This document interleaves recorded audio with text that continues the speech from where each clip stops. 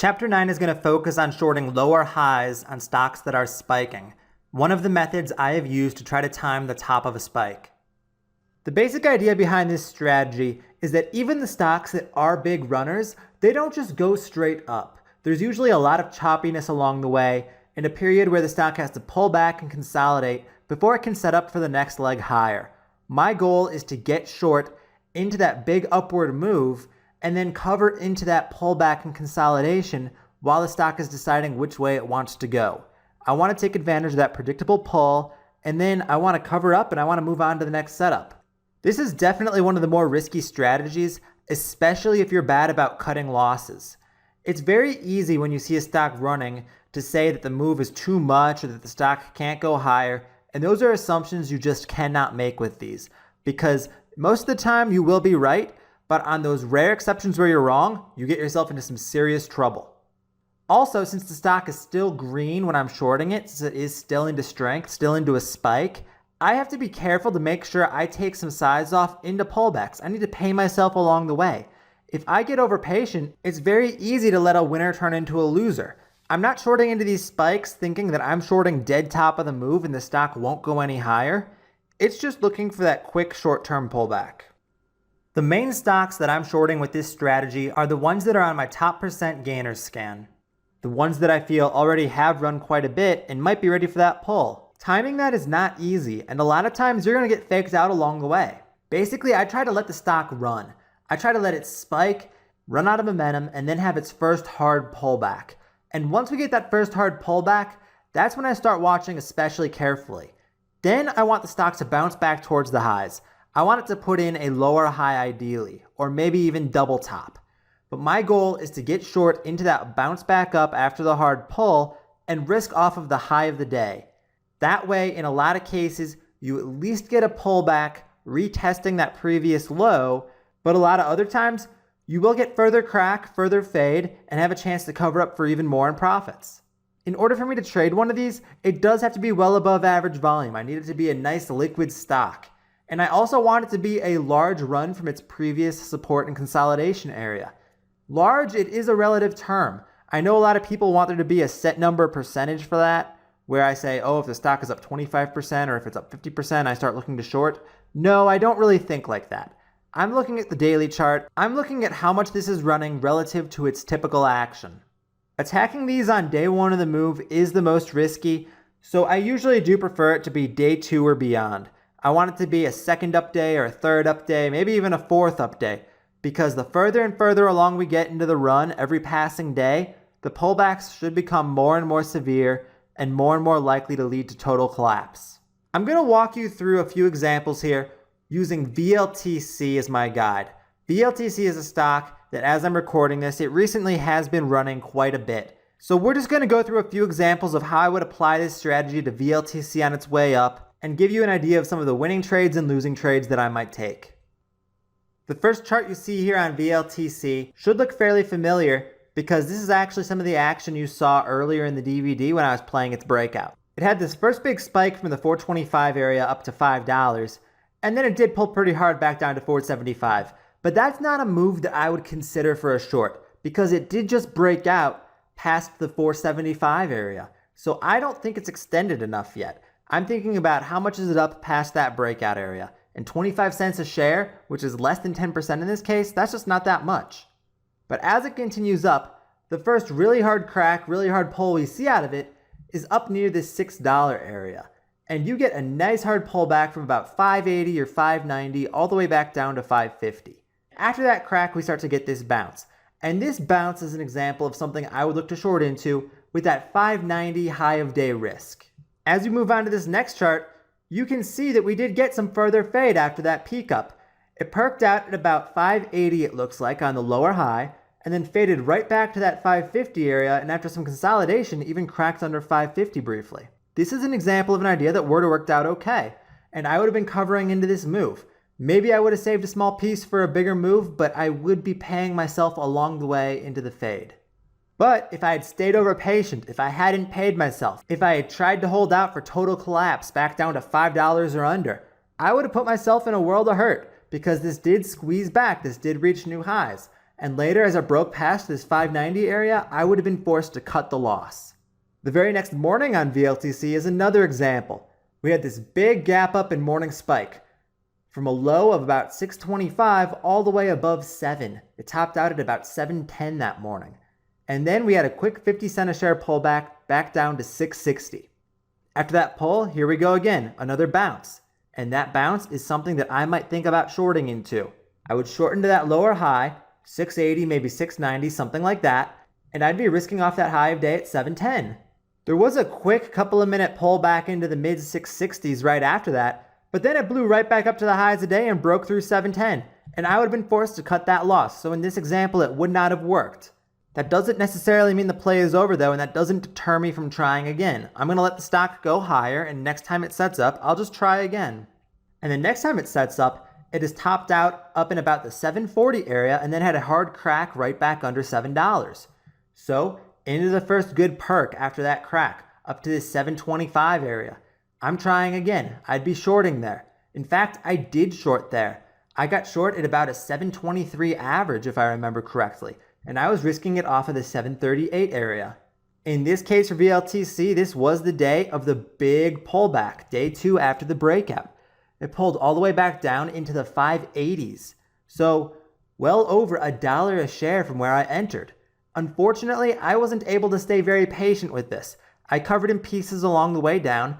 I think the best pieces I got covered were in the 660s, so I left a lot on the table here. And that usually is what winds up happening for me with this strategy, is I'm just taking the quick, predictable pulls, I'm not swinging for the fences, and I'm not giving the stock a chance to ramp back on me.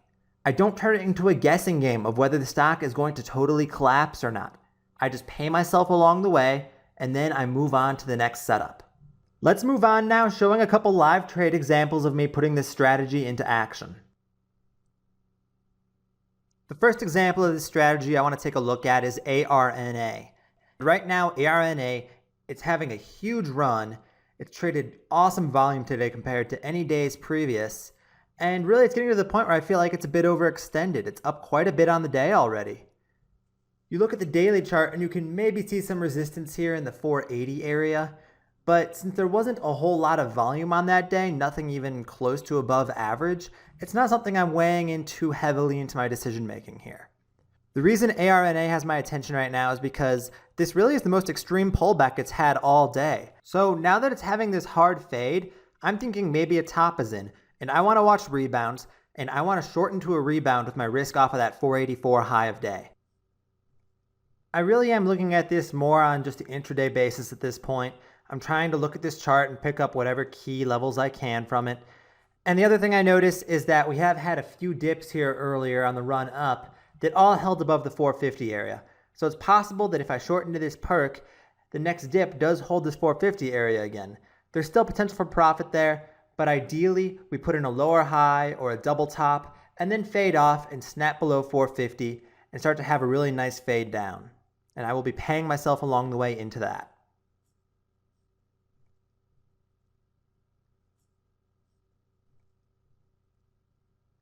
So right now, as ARNA is perking through 470, I'm starting to think about putting on my starter position. I don't want to short it too close to the area it just based at, so a little bit closer to 484 and I'm interested.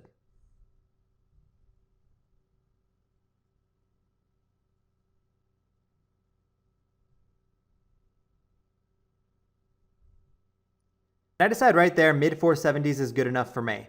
I take a 10,000 share starter at 475. I'm risking 9 cents a share on this.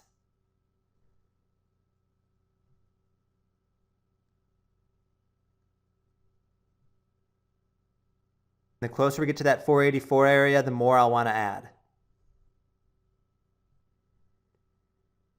I don't think that first perk back we're just going to blow through 484 here after that hard 20 cent a share fade just a couple minutes ago.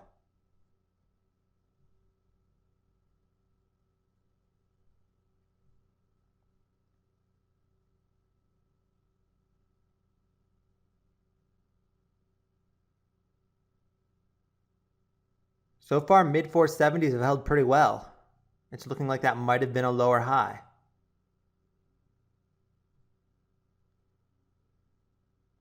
I'm just trying to wait this out right now and give it a chance to develop.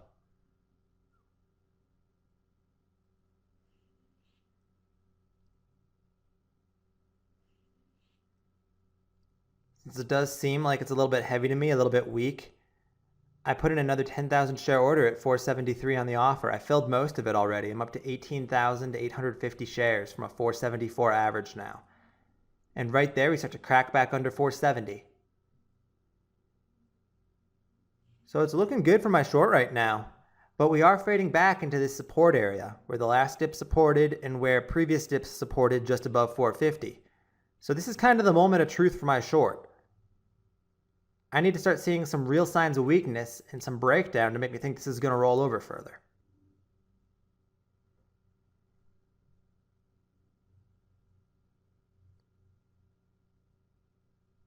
I have a dime risk on my short now, but if this does start to crack and break down, I think that there's a chance for me to make 20 to 30 cents a share.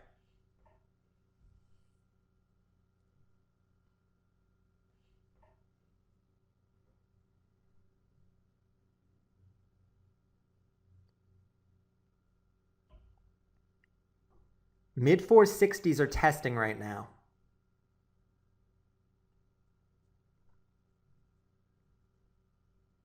The longer this holds, the more nervous I get.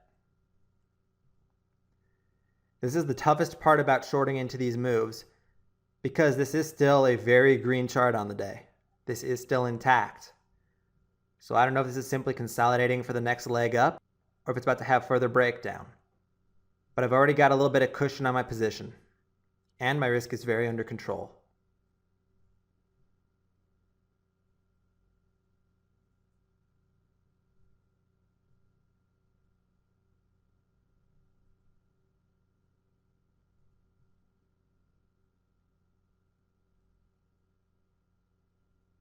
We're getting another test in the mid 460s area right now.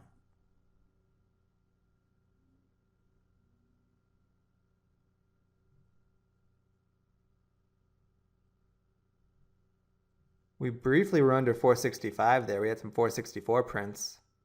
Back under again. So yeah, now we're into the low 460s. And I'm up about a dime a share on my short.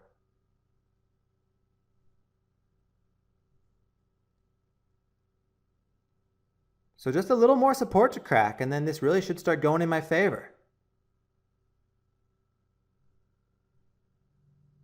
Sometimes if my size really is out of control, this is where I start paying myself a little bit. Just locking in a little bit for 10 cents a share while I have the gains. But with 18,000 shares from 474 and knowing that I'm only risking a dime, I feel pretty comfortable right now. I want to try to be a little more patient and get a little bit bigger of a move.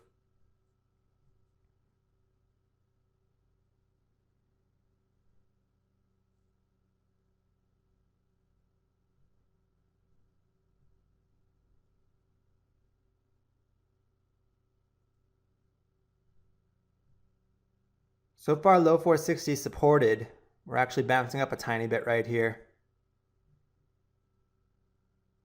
But no meaningful perk up quite yet. We're still under high of day at 484, and we're still under that 475 area where that last lower high peaked out.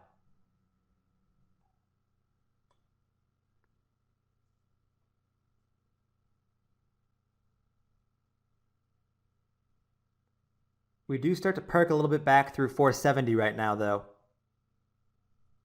But choppiness, that's not unexpected for me.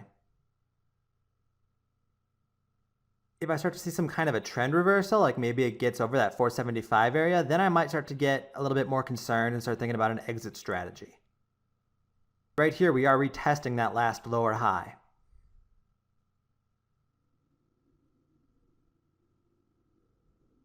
For now, though, it's held a second time. ARNA is going to try to knock back under 470 here.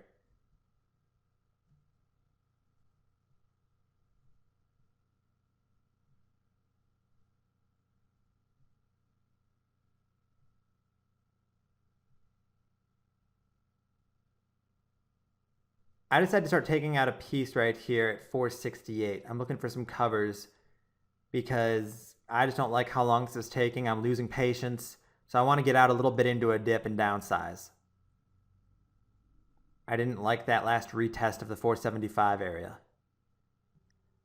I actually decided to put it in my entire cover order at 470. I couldn't fill at 468, and even at 470 I only filled 2,000 shares. And now ARNA, it's perking up again, and I need to hope that there's a pull back down to 470 to fill me the rest of my order so I can get out for some profits here. I just am not happy with the way this has held up so far. The 450 supported, the 460 supported.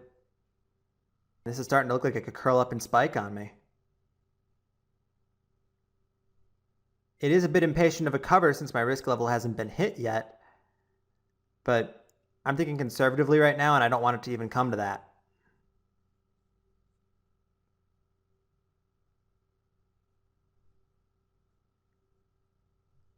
Right now we're just battling in the mid 470s.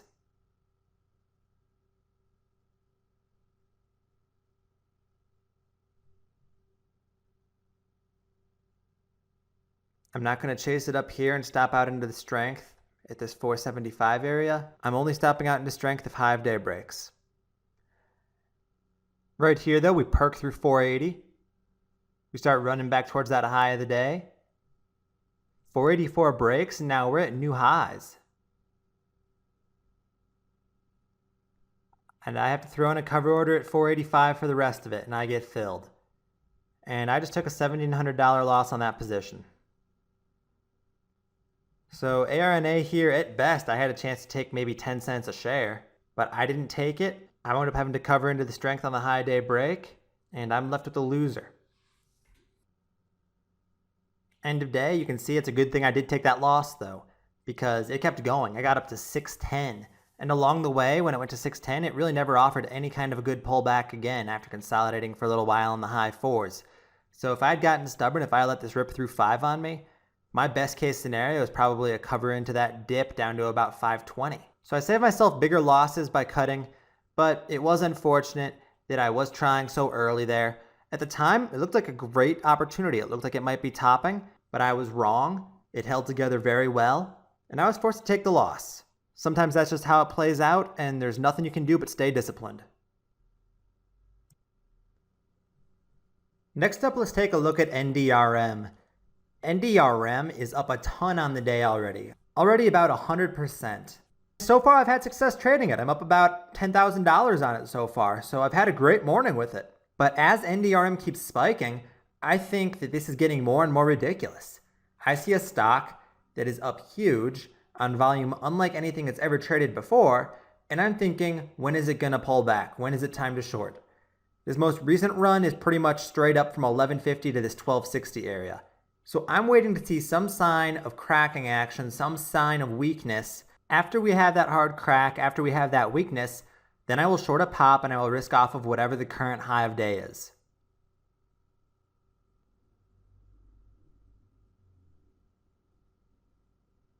Right now as I watch NDRM, I am seeing a pretty hard pull off of that 1264 area. That last pull got down into the 1220s. So this could be that pull right here that I've been waiting for.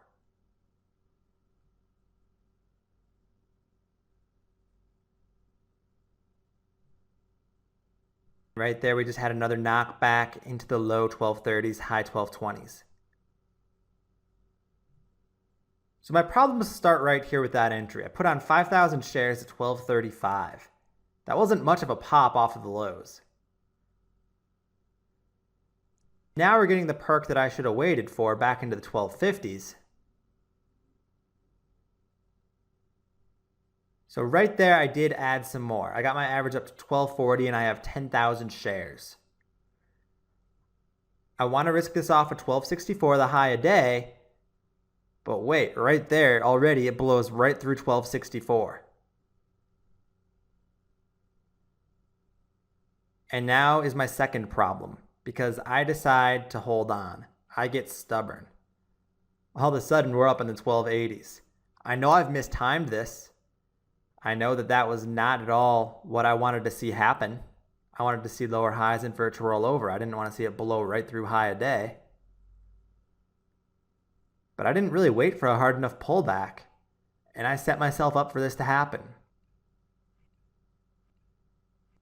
Now instead of just eating my loss, I'm hoping that I get some kind of a pullback towards break even. And who knows what my motivations are here. I can't remember the exact specifics, but it's very possible that I'm looking at my $10,000 in realized profits, and I don't want to eat this loss because it'll knock it down from 5 figures to 4 figures. You may think that sounds really silly. You may think that could never happen to you, but you'd be surprised the dumb things you can do when your emotions come into play in the middle of a trade.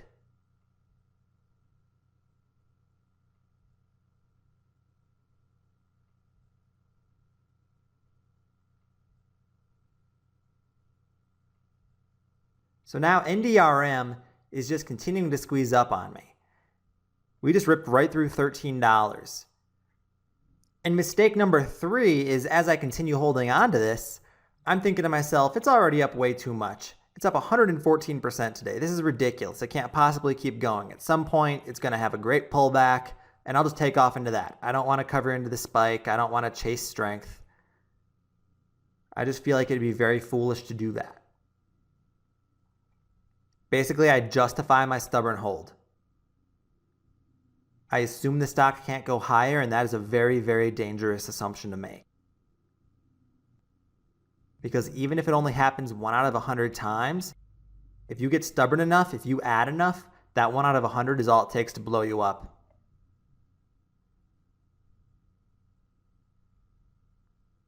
But right now, I am just stuck holding my 10,000 shares. And unrealized, I'm already unrealized $9,000 at $13.30. So I've basically given back my whole day already if I have to cut it right here. And that is also definitely going through my head right now. I don't want to wipe out my morning. And then some. Now we're at $13.50. I'm also thinking that this spike is speeding up and I just keep waiting for it to top out. I keep waiting for that pullback to happen.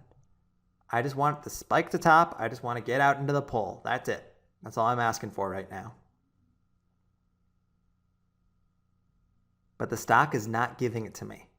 And I'm in a very unfortunate situation right now.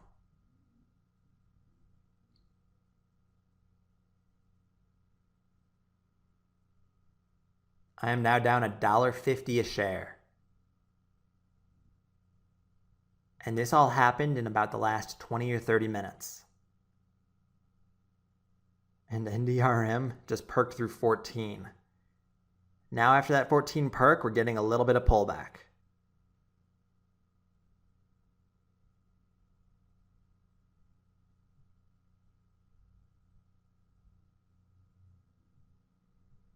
And you might see that, hey, that just perked at 14.12, slammed right back to 13.60. Maybe this is the lower high we want to add into. Maybe this is the lower high I should be shorting with that 14.12 risk. But because I have that horrible stubborn bag hold, I'm in no position to do that. I'm very, very flustered right now in this trade.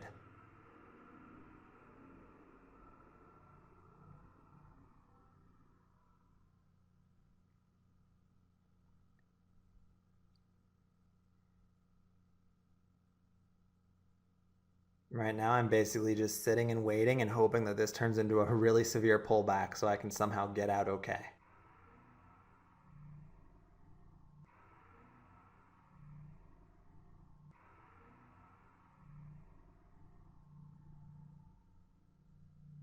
We do start to see more weakness, and here we go. We dip into the low 13s.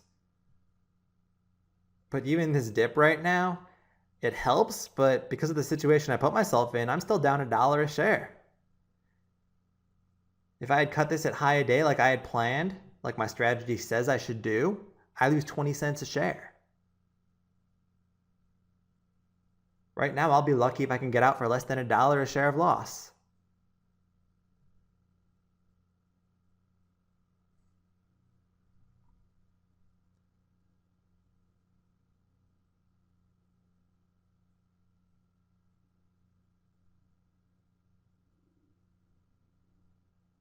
NDRM really is the perfect example of why we have rules. Because yes, in a lot of cases, you can get away with breaking rules. But then this one comes around and absolutely crushes you.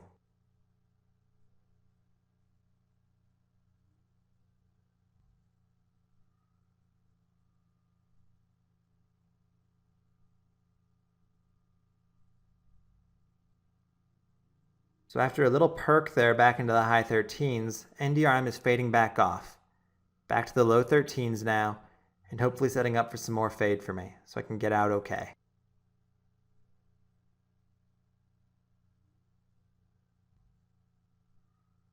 And that 1340 area snaps.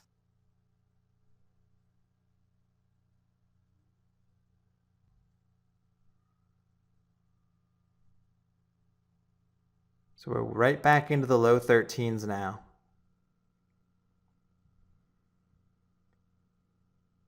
And we just have a little ways to go until I might be somewhere near break even.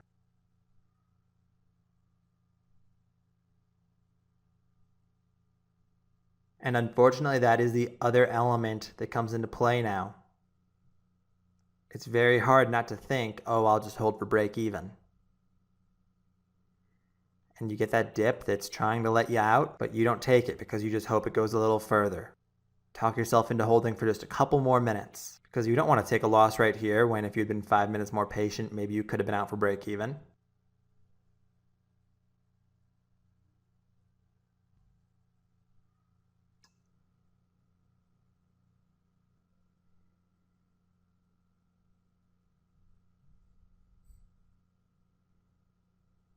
Stubbornness really opens the door to all kinds of other emotional battles and all kinds of other mistakes. Right here, I put on an ad on NDRM. I'm adding into this perk up to 1350. I'm hoping for yet another lower high. I added 5,100 shares, so now I'm 15,100 shares from 1277. I tried to get my average up because I think that if we snap under 13, maybe I can get out for about break even then.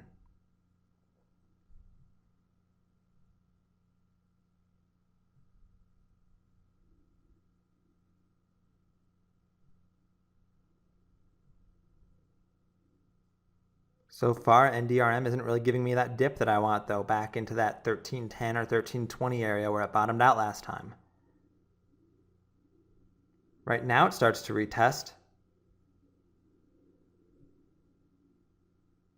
But so far holding strong.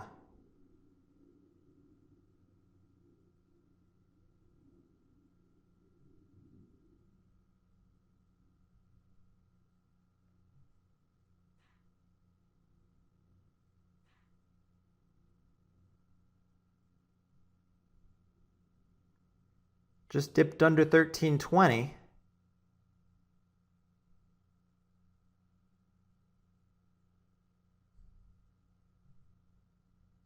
I could be covering into this dip right now and still be green on the day. But I want to hold. I want to wait. I still just want that break even.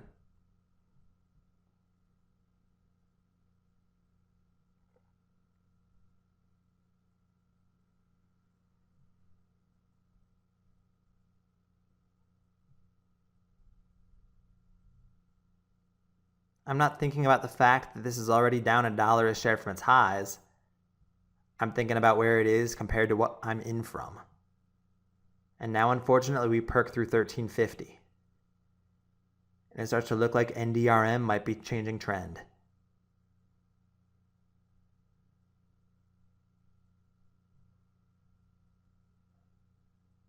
And suddenly we're back into the 1370s.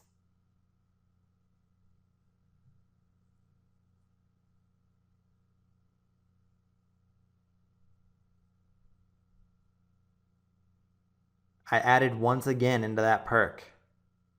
I'm 20,000 shares from $12.99 now. I'm just kind of mindlessly fighting this stock, and I have to risk this all at this point off a high a day.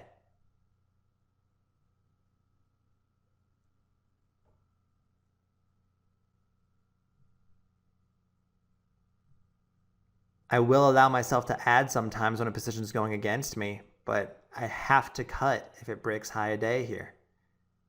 Because I can't let my size get out of control and have it continue to squeeze and continue to run. It did just perk through 14, but it did not get through high a day. So we came really close to me stopping out right there.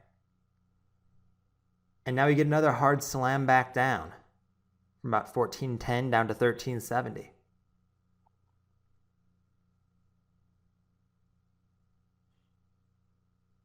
And I'm holding my breath and saying a prayer and hoping that this just weakens again and starts to go my way. But I had to panic out there. It started to perk through 14 again. I could tell it was going to blow through high a day. So I ate the whole loss and I took a $20,000 loss there. I went from up 10,000 on the day to down 10,000. Had I just respected my risk, even if I had gotten out a few cents above, I only lose $3,000 there. But instead, I let this balloon on me. I got emotional. I got stubborn. I made a lot of mistakes and I paid the price for them.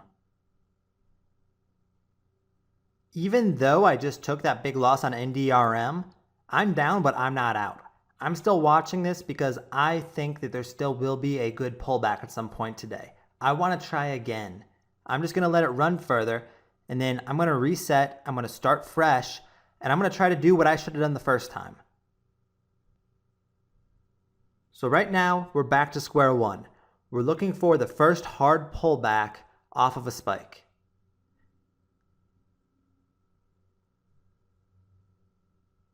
Once we get that hard pull, I will be watching a rebound. I will think about shorting into that. And again, I'll have my set risk, whatever the current high a day is.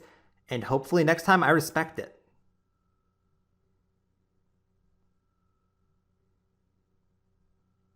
NDRM appears to be struggling right now in the 1480 area a little bit, but hasn't had any kind of a hard crack yet.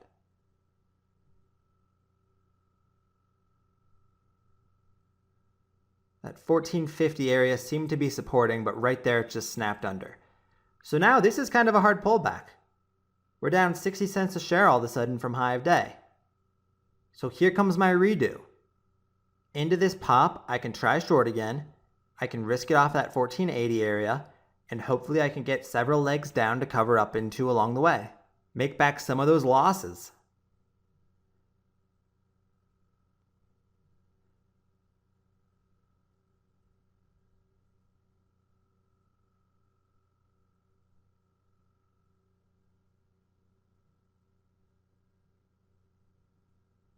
Start getting a bit of a perk here.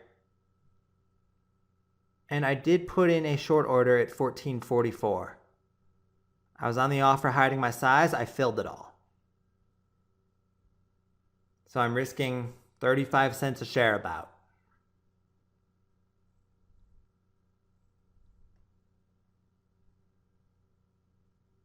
Unfortunately, it appears that I mistimed that a little bit. This is a pretty strong perk back. And it just blew right through 1480. Here we go again. I'm holding my short once again here. Despite just taking that $20,000 hit because I got stubborn and wouldn't cut my losses, I'm starting to do it all over again. NDRM is just trucking. Up into the 15s now. Already I'm down 80 cents a share once again. Now almost $1. And yes, this is happening fast, but I should be capable of covering into that high a day break. This is me just completely failing at discipline. I'm already down unrealized another 5 figures. It's absolutely laughable how bad my discipline was with this ticker.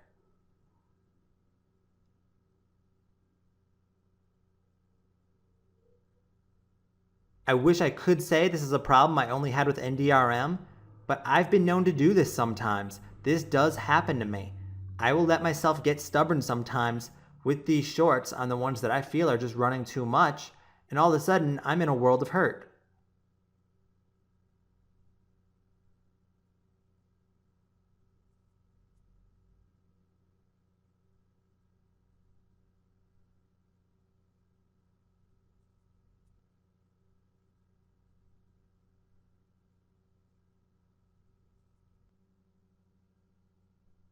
This NDRM spike is still showing no signs of stopping, and I'm still holding my position stubborn, just like last time, hoping for some kind of dip to let me out.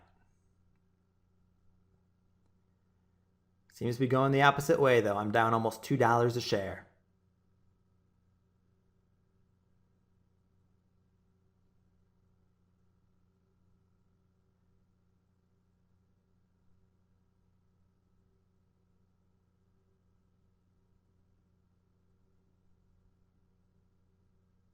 Remember back at $12 when I felt like this was up too much? Now we're in the 16s.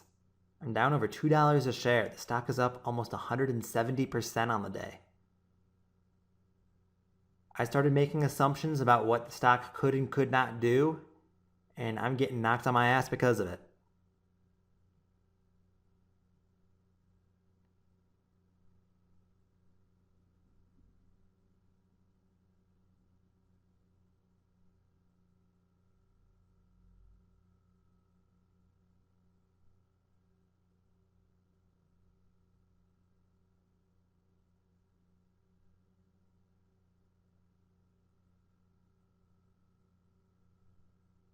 A bit of a pullback here from $16.70 down to now $16 and 15.80s.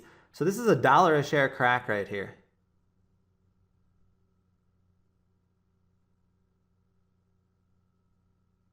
And now even more. This just went all the way right back down to 15. Just faded back $1.50 a share. Could have been great to cover into and minimize losses. And then I could have let this thing spike, re-shorted into a lower high, risked off of 16.73. But so far, I've done a terrible job of respecting my risks. And instead of covering, I actually start trying to add right here at 15.68. Put it in order for 5,000 shares, which when you think about it, really isn't that big of a bounce.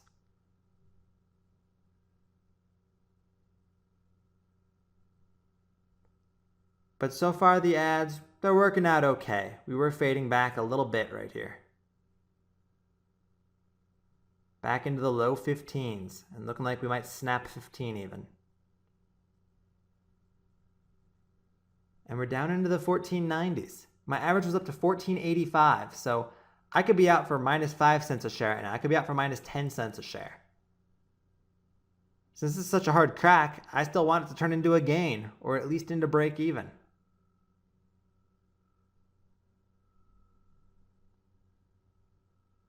I'm saying to myself, okay, that was a really hard crack. The top must be in now.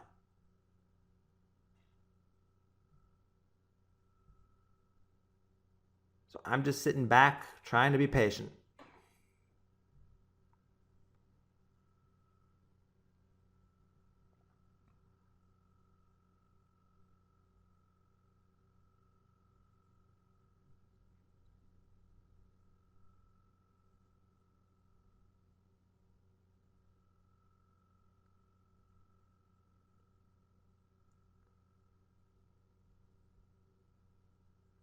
NDRM is just kind of in a choppy phase right now.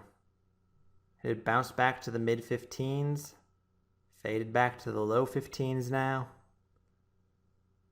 But I'm just holding out and I'm looking for low 14s or mid 14s to cover so I can actually have a gain.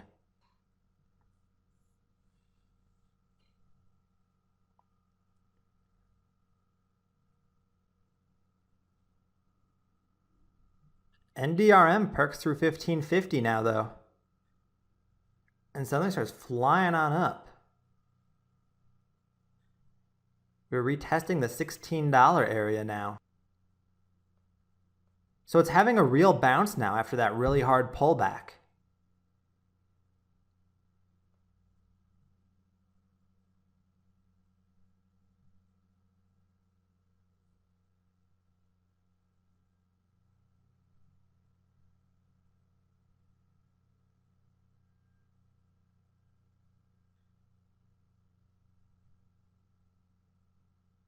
$16 did reject the first time, but those mid-15s held up well. We're starting to see higher support. Again, this is where the trend is changing, and I'm kicking myself for not downsizing into dips.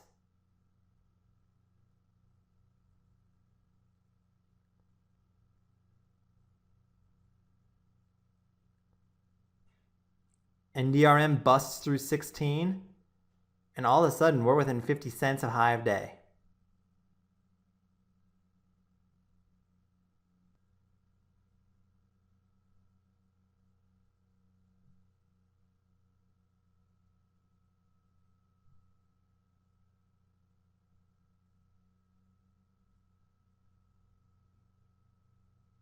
We start seeing some prints in the 1660s on NDRM, and I'm basically just holding my breath, hoping that this doesn't start ripping another leg up, because I'm going to have to cut it all again into strength if that high day breaks. I can't just let this keep going and going against me.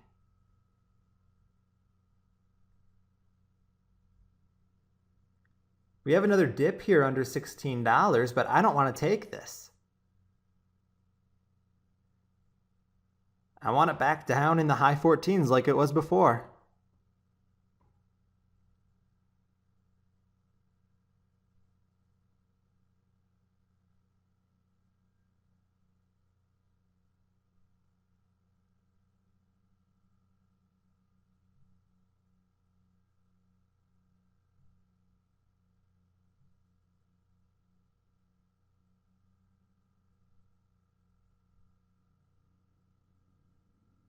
Mid-15s did hold up well there.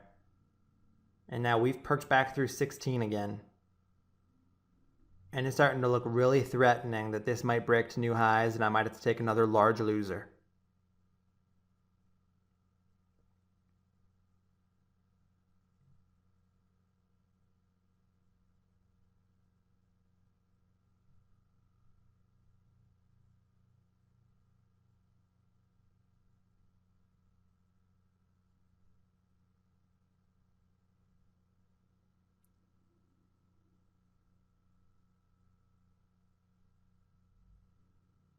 Mid-16s are still putting up quite a fight, despite a few perks up there.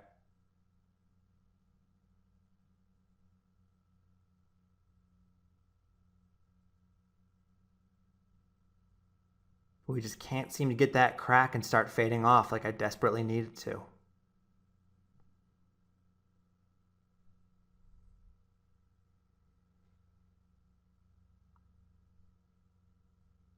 Now as the 1660s start breaking and we hit new highs of the day, I'm forced to take off into the strength. I eat my entire loss at 1685, and that loss is even worse than the last time. I'm now down almost $40,000 on the day. That loss right there was just under $30,000. And again, it's just a horrible lack of discipline to blame. NDRM did keep going beyond my wildest dreams of what was possible. It got as high as 1907. I know it's an extreme example. I know this is one of the crazy squeezers that we only see once in a blue moon. But you've got to understand, it's these once in a blue moon plays that wipe so many traders out. You can be a great trader for 6 months, for a year, for 2 years, but when that one play comes along, you're toast. So this is why rules are in place. This is why you have to stick to rules. And I do a terrible job of sticking to my rules on NDRM and on front side of moves like this in general. So you might be asking yourself, if you're so bad with this strategy, why are you showing it to us?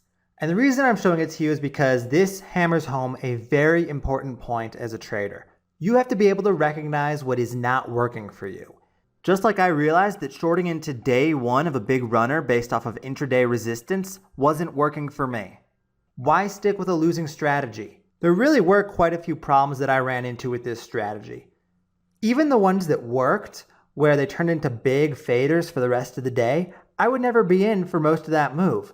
I would only be able to take a small piece and then I would cover because I'd be worried that the chart would base out, it would form support, and then it would rip back into the end of the day. Because the stock was still green, the chart was still intact, and I just was afraid to be patient. I never knew if it was going to come back on me or not, so I wanted to take profits when I had them. So as a result, most of my gains, they usually wound up being pretty small percentage-wise. I usually would make about the same amount per share as I was risking. But the biggest problem, like you just saw with NDRM, is that I just could not stay disciplined with my risk. Sometimes I got away with it. Sometimes losers would turn into winners. And that was great. I loved it. For the entire summer of 2014, that was pretty much the theme of my trading. Going on wild rides and letting losers turn into winners. And I never got burned from it. And then LAKE happened in October of 2014. A stock where I started in way too early short, I got stubborn, I added, stayed stubborn, and then wound up eating about a $290,000 loss by the time all was said and done. I came out of LAKE saying, okay, I can't get stubborn anymore. I have to focus up. I have to cut losers when I say I will. Well, you just saw NDRM. NDRM happened months after LAKE. I just couldn't stick to it. I couldn't respect those high day risks. I kept making the same mistakes over and over and over again. And even if I won 9 out of 10 times with this setup, that one time out of 10 that I lost, or even that one time out of 50 that I lost, would wipe them all out and then some. So I recognized as a trader, I could not trade like this anymore. After NDRM, I started enforcing the rule for myself that I would not allow myself to short day one runners based off of intraday resistance. I didn't want to try to play those lower highs anymore. In a lot of cases, I wouldn't even let myself play the front side of the move if it was day 2 or day 3 of the spike. I wanted to be very, very careful unless the stock was just ridiculously overextended. As a result of this, I cut out a lot of losers. I had a few straight months with no large losers, and I felt like I was trading very well and putting myself in far fewer stressful situations. Unfortunately, once again, discipline came back to bite me though. In May of 2015, PBMD happened, a stock where I, for whatever reason, found myself short before this big up day because I was bored. I shorted the stock into the end of a day one spike because I just figured, what the heck? Maybe it will gap down. I just took a pure gamble trade, and then when it had the large gap up the next morning, instead of cutting my losses, instead of saying, wow, that was a dumb trade, I chose to fight it. And then I found myself in the exact same situation as NDRM, where I was making assumptions about how high the stock could and could not go, adding to a losing position, and eventually eating a loss just under $190,000. So even after the Lake bloodbath, even after the NDRM bloodbath, that still wasn't enough for me. I still found myself fighting PBMD and taking a huge loss on this stock that went from $2 to $6.50 on day 2 of a move, although it was the first day it traded very large volume. Point being, you cannot underestimate how tough it is to manage your emotions, to manage your rules, to stay disciplined. That is going to be the hardest thing you all come across as traders. I hope all of you have to learn far less hard lessons than I did, but there will come times when your rules are tested, and what separates the winning traders from the losing traders are the ones who are able to stick to their rules consistently and keep themselves from fighting stocks over and over and over again. The one thing I will say to my credit in all these situations is that even though I ate huge losers, it never was for more than a quarter of my account. I would eventually make myself stop out before the damage got too out of hand. So just always remember that. No stock is worth going broke over. Even if you are in a stubborn situation, sometimes it is better just to eat the huge loss rather than risk losing everything. But when it comes to these big strong green days, when the stock is still on the front side of the move, when it's still spiking strong, especially on day 1, there is still one setup I'll play. That setup is if the stock is spiking into a major daily resistance level, and that is going to be the main focus of Chapter 10. Chapter 10 focuses around shorts into major daily resistance levels, the only day 1 setup I will trade on a runner. The approach is pretty simple. It starts with me identifying a major resistance level on the daily chart.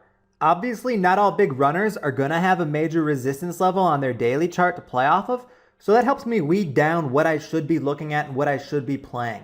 When I spot a stock with a level that I feel like I can play off of, I usually start scaling in short, risking off of the resistance level area a little bit early. What I usually do is I take about half of my position a little beforehand because in a lot of cases, you will see it top out before it reaches that resistance. But I always save myself room, I always save myself another piece that I could add on just in case that spike does make it all the way into the resistance. Then I just slowly cover into the fade once I have my position, paying myself along the way, and in the vast majority of cases, I have nice profits to show for it. My criteria, of course, start with the stock needing to be liquid. I need it to be well above average volume. I want it to be a very liquid stock that I'm playing. Volume is always key for me in order to be interested in making a trade. But the other criteria relates to how I judge a day on a chart as major resistance. I need it to be a day on the daily chart where the stock traded major volume. If there was some kind of significant volume on the chart on that day, then I will risk off of that day's highs. I will consider that my major resistance level. My final criteria is that this most recent run on the stock, it can't be starting from a based out level that is too close to that resistance. Again, close is a relative term. I'm going to look at the daily chart, I'm going to look at typical range, and I'm going to try to get a feel for whether the stock actually has to spike pretty far to hit that resistance point or not. If it starts too close, there's too high of odds for me that it will actually break through and it will turn into a breakout instead. I know all these terms are a bit relative and a bit hard to visualize, so let's get a look at some charts showing you exactly what I'm talking about. First up, let's look at RADA. You might remember this RADA chart from the breakout chapter. Well, on day 2 here, there actually was a pretty good short sale opportunity. It doesn't have to be far back on the chart that I'm risking off of the daily resistance. In this case, it was just the prior day. RADA had spiked to about 330 on day 1 of its move, but then faded off really hard and closed down in the low 2s. So the next morning, after only a small gap up and a spike above $3, we had a clear resistance level to play off of. Yes, this day the volume was much higher than the prior, but you have to consider that on day 1 of the move, that was the most volume the stock had traded in recent history. Another good example of this is CANF. Again, another one from one of the breakout chapters. On day 1, it spiked to about 435 and faded all the way back down to 3. And then the next day, after a gap up to about 320 or 325, spiked back over 4, and again, a clear resistance level to play off of now, the previous day's highs, because it had closed so far off of those levels. Now, like I said, both of these charts were in the breakout chapter, which means eventually those highs did not hold. So I am not playing these with the assumption that that major resistance will never break. Sometimes it does, it is possible. But the first time it tests those levels, I don't expect it to, and that's when I'm taking the short, is into that first move up there. Taking a look at a little bit longer term of an RADA chart now, and this demonstrates another situation in which I'm very comfortable shorting into spikes into resistance. Take a look back at the end of September on this big green day, the first day since RADA's big fade that it had any kind of major volume and had any kind of major run. And that topped out perfectly at $4 and then faded off. Well, fast forward to November.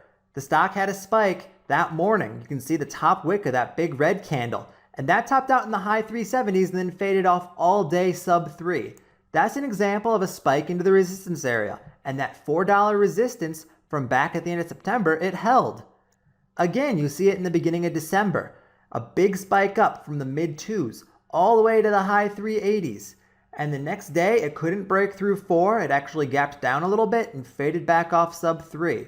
So both of those spikes, those days where it had big volume, I could have easily been shorting into the high 3s there, risking off of that $4 high from back in late September. DGLY is another great example of this. It had its first run in July all the way up to about 930. And then it topped out, it faded off for about a month, back down into the 4s and 3s. In August, it had its second run. It had a big green first up day going from the 3s up to a high of $7 where it closed. The next day, gapped up large, spiked up towards that $9 area, and again it failed. It failed up near 9, didn't make it all the way to that resistance at 930, but came close, and then it faded off all day back to sub 6. And I remember this is one of the first shorts I really had success with this strategy, because I got short into the high 8s, playing off of that 930 resistance area from back in July, and I faded it almost all day. I managed to stay patient with DGLY, and I had some pretty nice profits to show for it. Once again with DGLY though, you'll remember this from the breakout chapter. Eventually it does get through those highs, and it does have a crazy squeeze. So it's very important to respect risk on these. Because I know the potential these things have if they have those breakouts, it is much easier for me to respect risk in this approach. Unlike the first approach where I'm just risking off of an intraday high and I have trouble respecting my risk, I have trouble cutting losses, I know that these breakouts can really burn me. So if I'm wrong on these and I see the level break and I see it holding, I'm getting the heck out of there. I don't get stubborn with these because I just have far more respect for the setup, and that makes it way more feasible for me to trade because I can follow my own rules. Another example of a short into resistance is ABIO. Take a look at this most recent day on the chart on ABIO. The stock opened up just above $1, and appears to have spiked all the way up to about 118, judging by that long top wick on the daily candle. That 118, well, it fell just a few cents short of the big volume high back in December at 125. Shorting into that morning spike with a 125 risk would have been a very clear-cut play. Let's take a look at it intraday. And here you go, you can see this action, crystal clear. A big 3-minute spike at market open to that 118 high, and then just faded right off. And then even broke down slightly further by the end of the day. I have no problem taking a short into a spike like that. A lot of traders want the sure thing. A lot of traders are scared shorting into that spike, saying, how do you know that it's going to hold? How do you know 125 won't break? And the honest answer is, I don't 100% know 125 won't break. Nobody does. Nothing in trading is 100%. But I do know that the vast majority of times it will hold, and in the times where it doesn't, I will get out, and I will take a small loss. One last example to look at is MCP, and MCP is one that I traded recently, where it had a huge gap up on day one, spiked from the 70s up to almost $1, and then the next day, gapped up again. And going into this second day, I was watching MCP based off of its February highs in the 113 area. It had been trading above average volume all of February, and that was where the spike topped out at, was 113. So I knew that I wanted to short that next day if it gapped up and spiked up to those levels. Let's take a look intraday at exactly how I approached this. And we had that gap up. We had that straight up morning spike. For a while here, we chopped around and topped out at 112. And during that time, I was working into a short. I worked into a very sizable short with a 109 average. And then we did have that brief perk through 112 and that 113 level I wanted to play off of. I did not panic out into strength. I was not out the second it was through 113 freaking out and saying, oh my gosh, it's breaking, I'm in huge trouble. I let it test. I wanted to see how strong of a break it was going to be through. If it had spiked strong, maybe up to 120 there, I'm likely taking my position off into dips, or at least downsizing considerably. But instead, I saw 115 stuff. I saw a hard crack right after that, and I was able to sit back with my position, be patient, and cover in pieces on the way down. Now let's get a look at some live trades showing this shorting into resistance strategy in action. First up, we'll take a look at VGGL. If you take a look back on VGGL, you might see quite a few resistance points, mainly in the $5 area. But I'm more concerned with the most recent one, the one towards the end of December, where there was a little bit of a volume burst after about a month of inactivity. And that spike topped out in the mid threes, about 350 it looks like. So as VGGL is having its morning spike here, I'm interested in that 350 area. I think that 350 will be the major resistance point that will hold this down.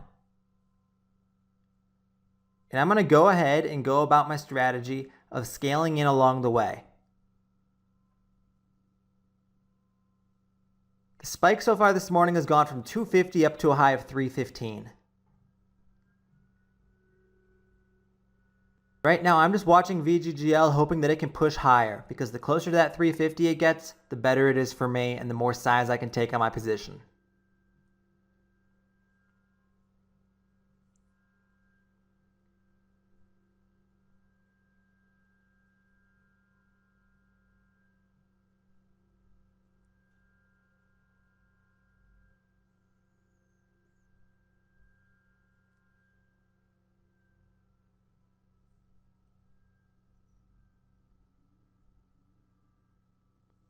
Just yesterday, VGGL did close at 228, so it is already up quite a bit from previous close.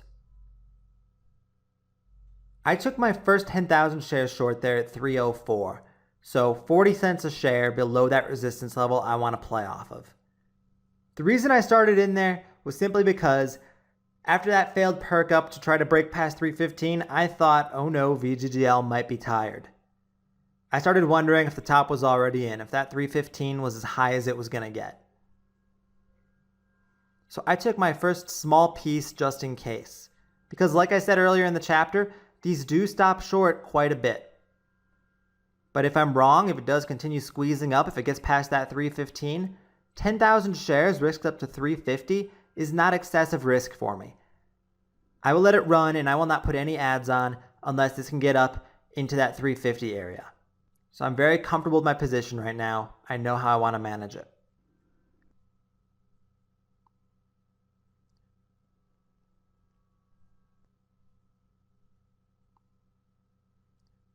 We briefly were under 3 there, and now it's perking right back through. So looks like I'm in store for a bit of choppiness.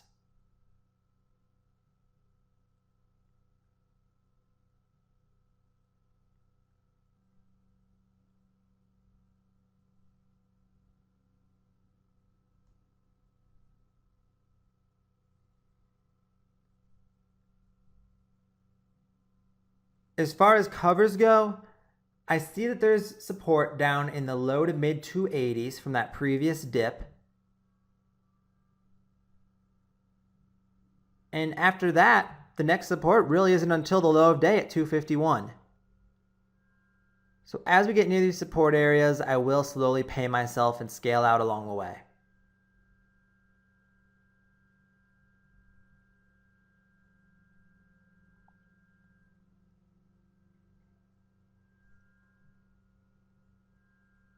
So far we're hanging out in the low 290s and I'm up over a dime a share. Let me crack under 290 briefly, start heading a little bit lower even. So it looks like my call to take that starter at 304 was an okay one, because this is a pretty big fade off of that 315 high at this point. And it significantly decreases the chances that VGGL is going to ramp back up and break past 315 later.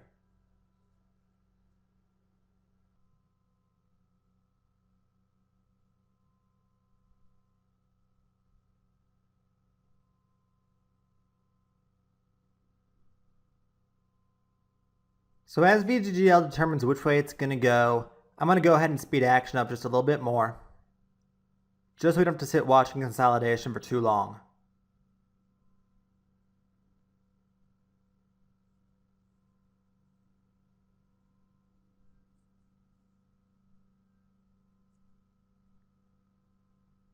Start to see further crack out of VGGL here. We're down into the 280s now. And under that first support area I was thinking about earlier. Since it has faded pretty well off of its highs already, I take off a third of my shares. I took them off at 285. So 30 cents a share off from the highs and about 20 cents a share off from my entry. I lock in along the way just so I can help myself stay patient with other pieces.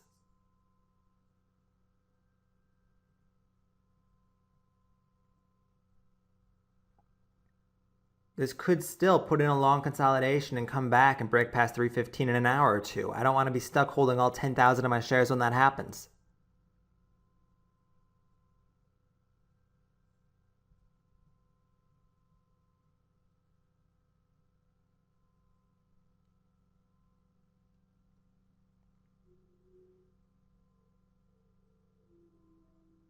And this action is part of what makes NASDAQs so different from OTCs, because OTCs pullbacks like this tend to be a lot more severe, whereas with listed stocks it's a more slow, gradual fade.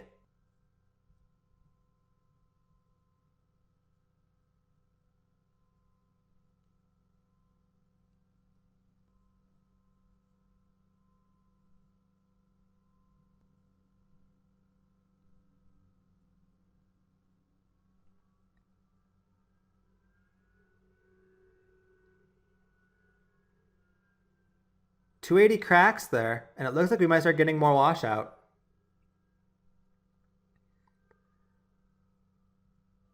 So far this fade down has offered no real significant pops.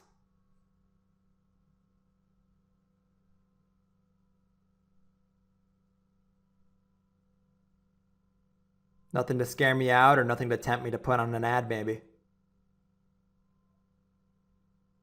All these little pops are just a few cents a share so far.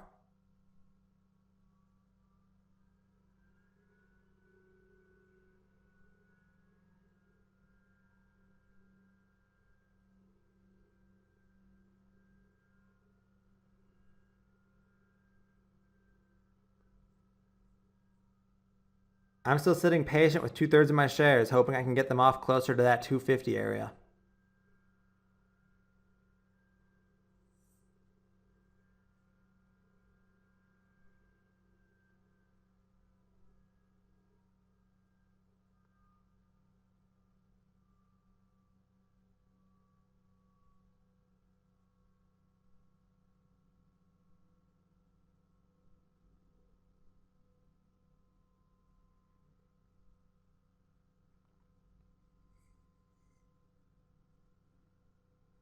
Here we go, we're back under 280. Now it starts to dip a bit harder.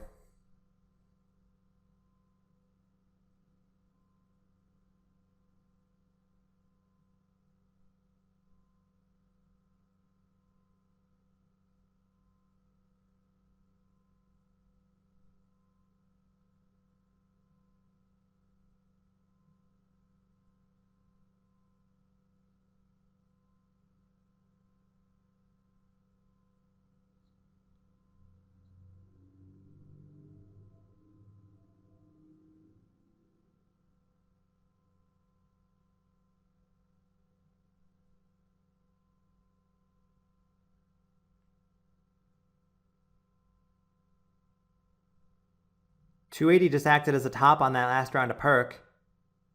So hopefully right here on this pull, 275 retests and snaps and we continue to fade off. Here comes that 275 retest and we're under.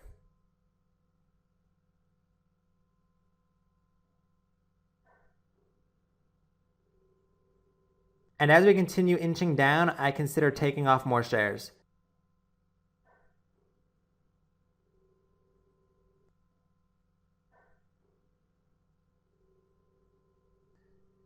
Right there I did. I covered another 3,000. So now I'm down to just 3,500 shares open. Just because these are really slow cracks, it is really slow fade, not panic. This has pretty much been nonstop fade for the past hour. And I figured that at some point this trend is going to reverse. But instead we continue to just slowly melt away, and I have sped time up again here. Because I do hold this last third a little bit longer. Like I said, taking off in pieces so I can stay patient.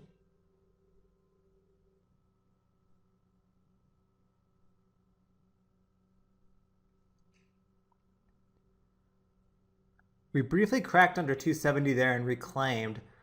So I put in a cover order for the rest of my shares at 270. My profit finger gets a bit itchy and I'm satisfied with my gains. So I'm just sitting back now, trying to get out the rest of my shares.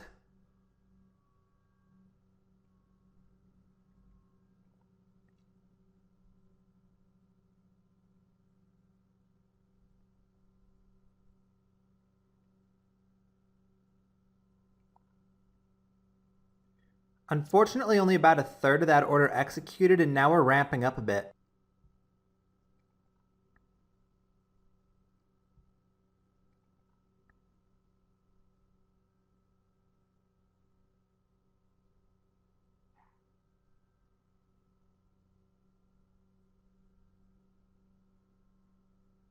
We dip on back down though, hit 270. I cover up and I'm flat with just under a 10% gain. Taking a look at the end of the day, it's too bad that I couldn't stay patient because we did fade all the way below low of day, got down as low as 237. So this turned out to be a fantastic fader. And while it didn't reach all the way to my resistance level, this trade was still based off of that idea. So a well-calculated short. I didn't get a ton of size behind it because it didn't quite extend enough, but I'm happy with the gains I locked in and I'm moving on to the next one. At first glance, looking back on the ABIO daily chart, it might not seem like there's a very clear resistance, but look at where the one big volume candle was back in October and where that topped out just above 140.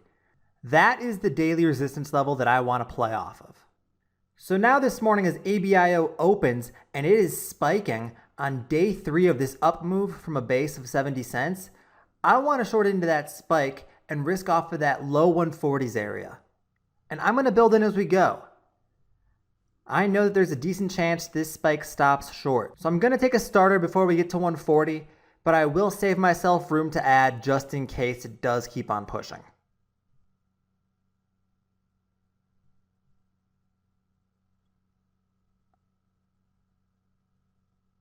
Already I feel like the move is getting a little tired near 120, so I have my first 10,000 share starter in at 117. This is a setup where I'm comfortable to go up to maybe 100,000 shares. So I've put in 20,000 shares so far to 116.5 average. about a fifth of my size that I'm willing to go. And I'm putting another ad on right now at 119. I have another 10,000 shares open there. I'm looking for this 120 area to fail, and then hopefully we get our fade off.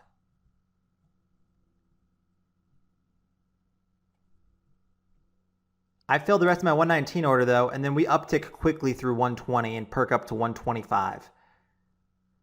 I have 30,000 shares, I'm a little underwater, but I'm really not panicking at all here. We still have plenty of room to go until we get to that daily resistance level, and I would have to stop out. And I'm really only in about a third of my size so far. So I'm going to use my ads wisely. I want to make sure I have at least about half size for high 130s or low 140s if it does somehow get up there. So the ads I'm going to put on down here, I am running out of shares.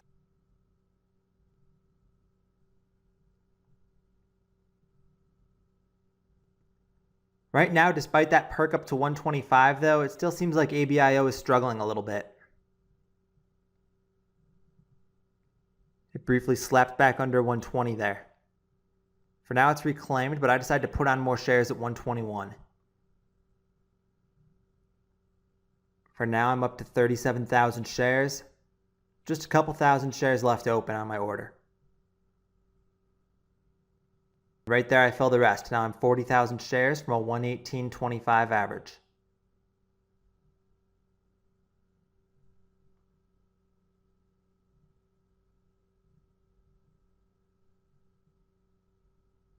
This is day 3 of the big up move.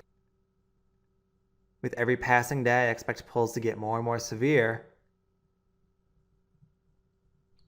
But really this whole trade idea is centered around that low 140s resistance level from the last time we had a big volume candle. And we're back under 120 right now. And I'm just trying to sit back and stay patient and give this a chance to fade.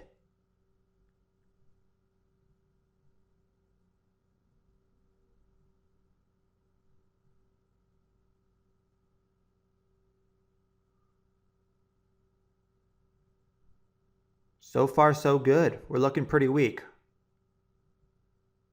116 bid being tested.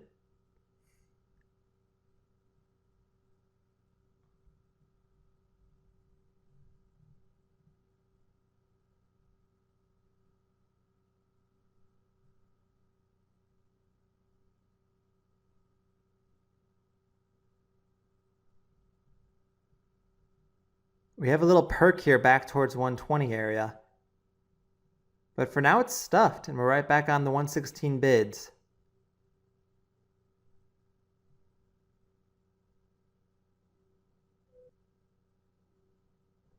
I'm up a couple cents a share on my position so far. And just waiting it out, like I said. Thinking that we should start to get some serious fades soon.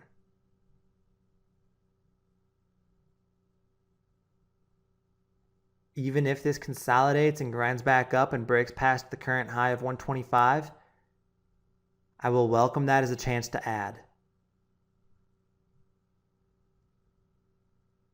Instead, we start to crack some more. We're down into the 113 area briefly, and I really speed up time here now. Because this is a long patience play and I don't want to make you watch hours of consolidation footage.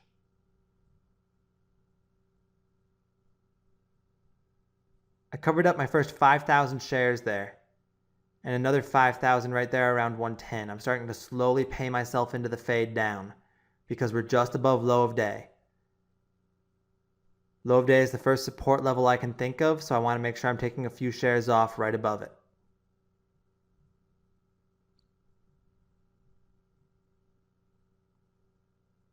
But once we're under low of day, the next support should be the green-red area. Previous closing price was 98 cents.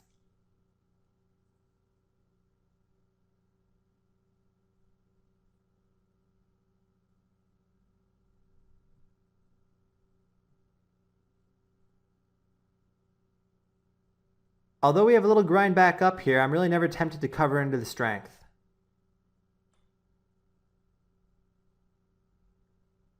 A choppy fade is to be expected, I think.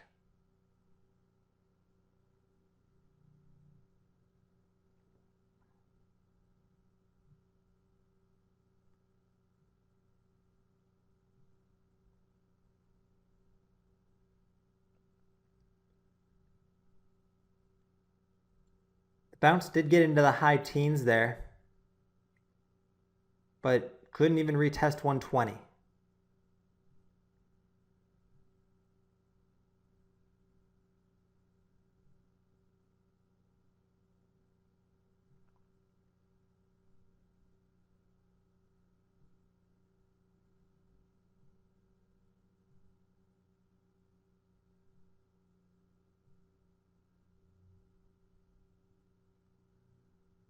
Start to get some further crack here, and now we're right back on the lows of the day.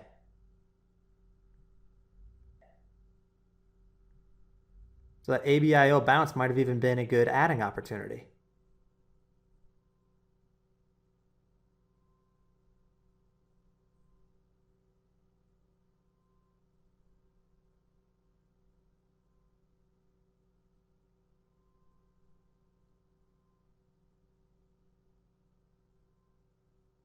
ABIO breaks below 108 and we're at a new low a day.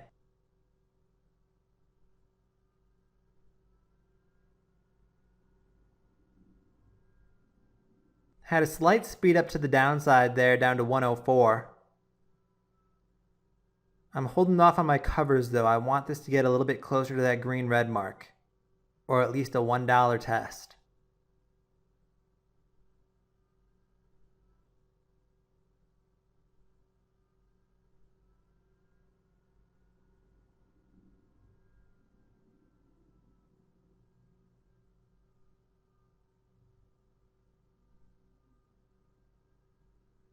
After a pop back towards 110, ABIO starts fading off again a little bit.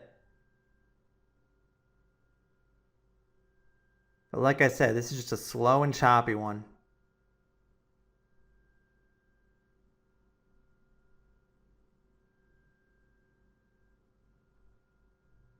I really am just trying to sit back and be patient.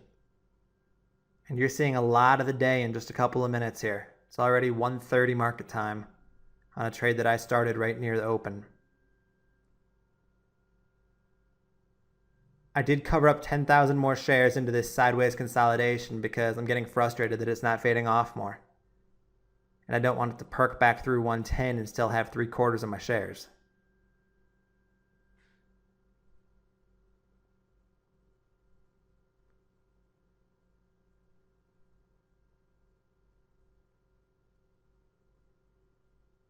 Seems like it's trying to weaken again a little bit, but it's just gotten really, really illiquid. And illiquid is when I am not comfortable. Here comes some more fade though, another low a day test, and we had a new low of day there at 103. But I didn't take any off into that dip. I was sitting back, I was waiting, again, just for a few more cents a share.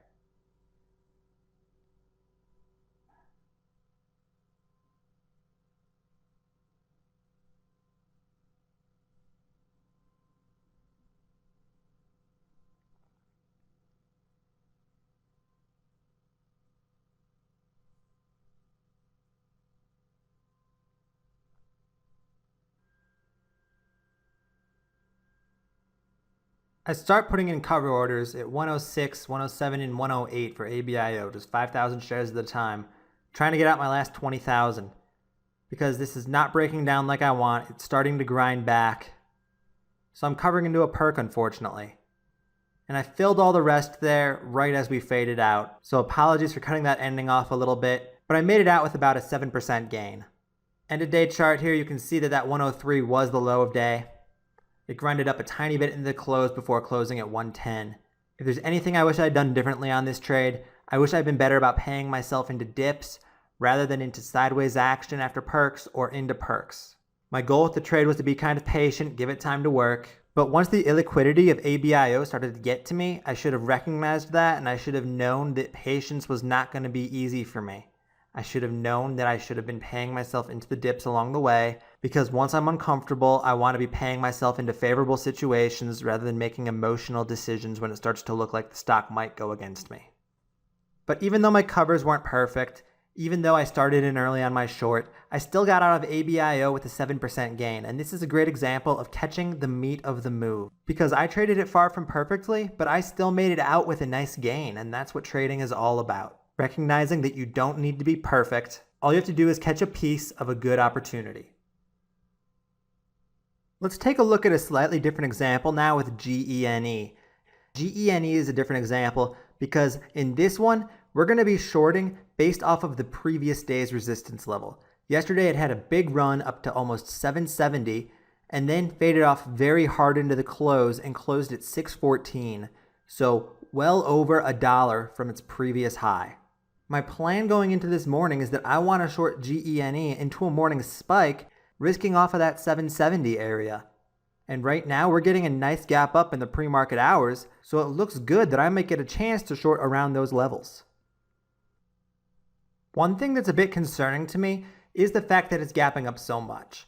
Basically, it closed $1.50 off of its highs, and already with this gap up, it's made back about 2/3 of that move. So I'm a little concerned that it might be opening a little too close to that resistance level, where it's really not asking for that much of a spike. But since it's been pretty much straight up pre-market on this gap, I still think that there should be some pull beforehand. So I'm not letting this deter me. But obviously, the further it has to spike during regular market hours to get to that resistance, the better in my mind.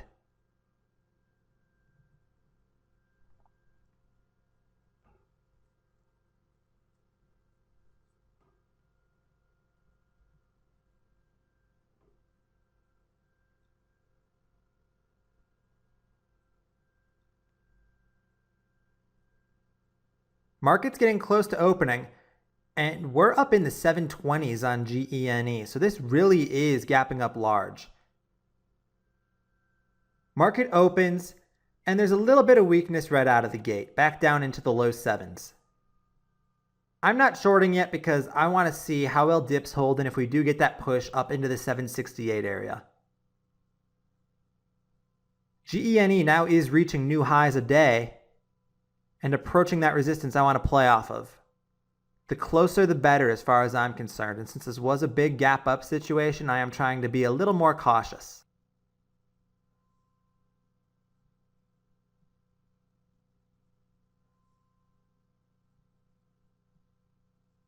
We get some 760 hits, and I put in a 5,000 share short at 757. That's really close to my risk level. I feel good about it. 760 has rejected so far, and we're pulling back into the 740s now. So it looks like that resistance level is going to work out pretty well for me. I don't have much size behind the trade, but that's okay with me. I don't really want to be in a situation where I'm playing this one huge.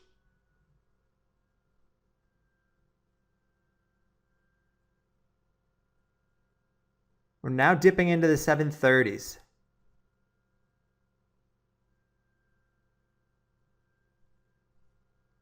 But 740 is reclaimed. Right now, GENE is just kind of being choppy. And I was hoping for a lower high there, but instead it perked right up into the 770s. And now we're at new highs of the day. And I didn't cut my loss. I'm sitting on my 5,000 share short still. This is just stubbornness. And we even get a dip back into the 760s, which really isn't unexpected. A lot of times you'll get that dip, that second chance to get the cover, but I don't take it. And there's absolutely no reason to be stubborn here because this is a small position. I could have cut that loss on the break past 770. I could have cut it into this dip right here. I'm losing 500, maybe 750 bucks max. 15 cents a share, that's really nothing to me. It's just ego that's keeping me in this trade. I decided to dig in my heels and fight rather than just take the loss and try again later. I really start fighting, unfortunately, because I just put an ad on in the 790s with the hopes that $8 rejects. So now I'm 10,000 shares from 772. And this is no longer at all my short into resistance strategy. Now this is just me being stubborn. This is me fighting a stock that is well through the resistance level that I wanted to play off of and is holding it as well.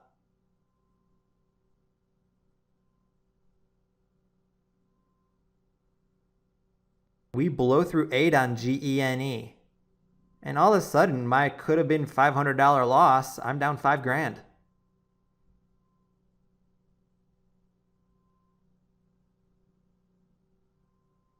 Once again, there's just absolutely zero reason for me to be in this situation.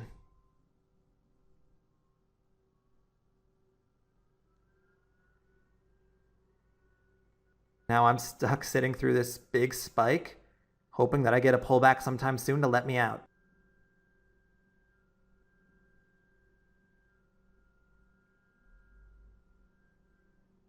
These stubborn trades, these really are the ones where the majority of my losses come from. Where I had every chance in the world to get out for a manageable loss, but instead I dug in my heels, I decided to fight, and the stock just kept on going and going.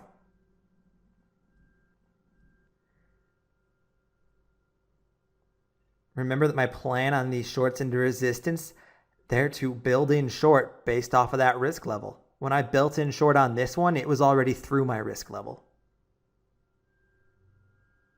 It was not in my original plan to put on an ad above 770. That level was supposed to hold as a top. I was wrong, but I didn't let myself be wrong. And now I'm paying the price for it.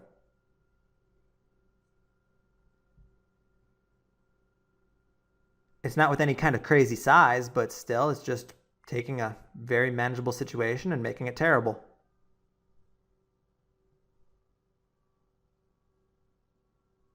We're starting to get some relief on GENE right now, though, dipping back into the low 8s.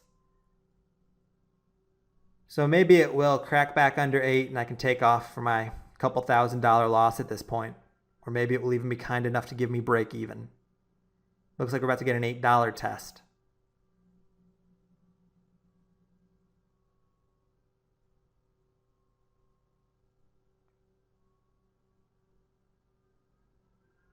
Tested at 801 for a second there, but it held. We're pretty much 55 cents a share off of the highs in that last pull. I didn't even downsize.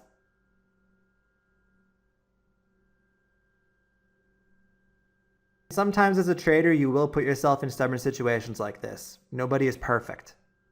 I certainly am not. But what I've learned along the way from my trading is that when I get stubborn, when I have a stock go way against me, I need to take off into pulls. I can't sit back and just wait for break even. But mentally, that is such a tough thing to do, and that's why I didn't cover any at 8 there. It's because I wanted to sit back and wait for break even, or at least closer to break even. Hard not to fall into the mindset of, well, now the stock is going my way, so I'll just wait.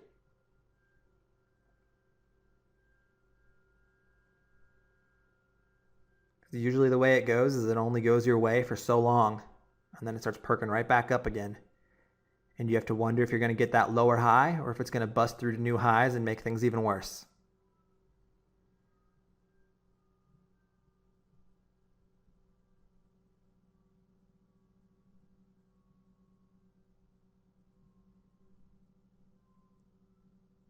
For now, we're just kind of choppy in a channel between that 858 high a day and that $8 area where that last dip supported.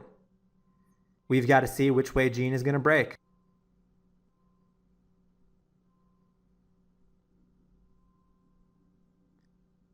Getting another dip into the low 8s here, so maybe another test of that $8 support area. But that time it bottomed at about 810.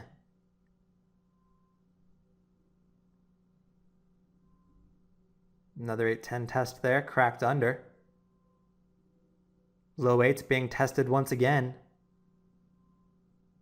Once again they hold though.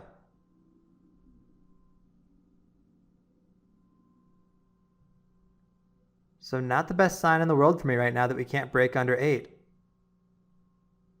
I'm going to have to sit through more consolidation and hope that we get lower highs and eventually I get that snap and things go my way.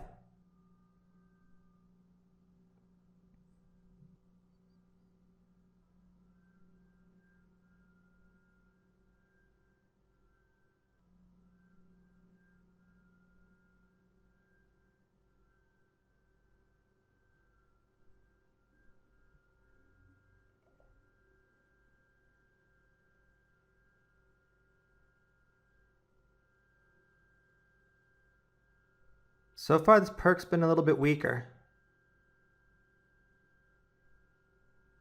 Hopefully this is the lower high I need.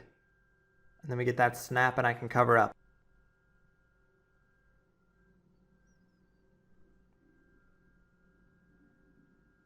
Instead it goes the other way and starts perking up strong. Back into the 830s.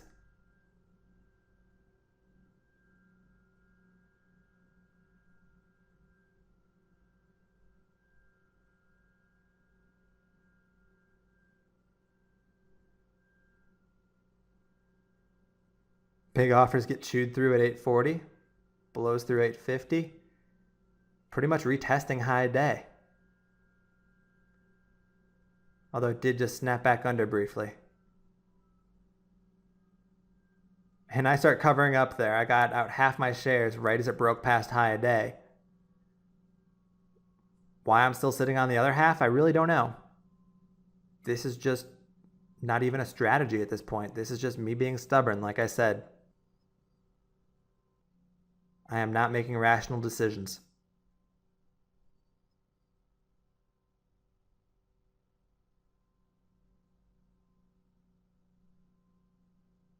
Wasn't a very strong high day break.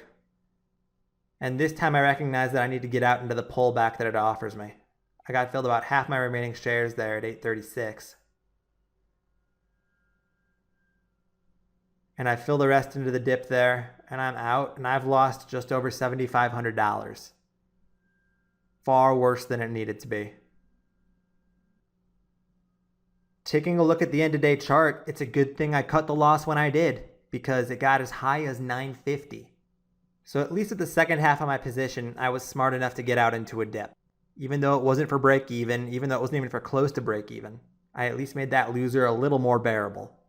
But I put myself in a terrible situation for absolutely no reason whatsoever. The stock broke through my resistance. It held my resistance level that I wanted to play off of.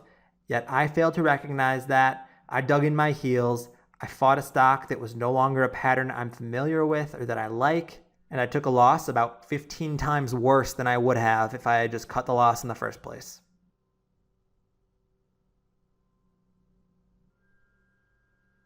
Next, let's take a look at NYMX. We're joining NYMX in the middle of a morning spike here. It's run from about $1 up to a high of 173 so far. If you look back a couple weeks on the daily chart, you can see that NYMX, it is a former runner. It had a big run at the start of April, getting up as high as about 195 before finally peaking out and fading off on a nice 3 days worth of spiking and very large volume. So today, since NYMX is starting to show signs of life again, and I believe it was due to a press release coming out or something of that nature, I'm looking to short sell this with the idea of building into a nice position up to that 195 resistance area I want to play off of, using that as my risk. I actually did just take a starter of NYMX. I took 20,000 shares at a 166 average. I took that starter because we did just have a hard crack off of the 173 level down into the 150s, so I wanted to start building into the next pop, just in case that 173 high is what wound up holding.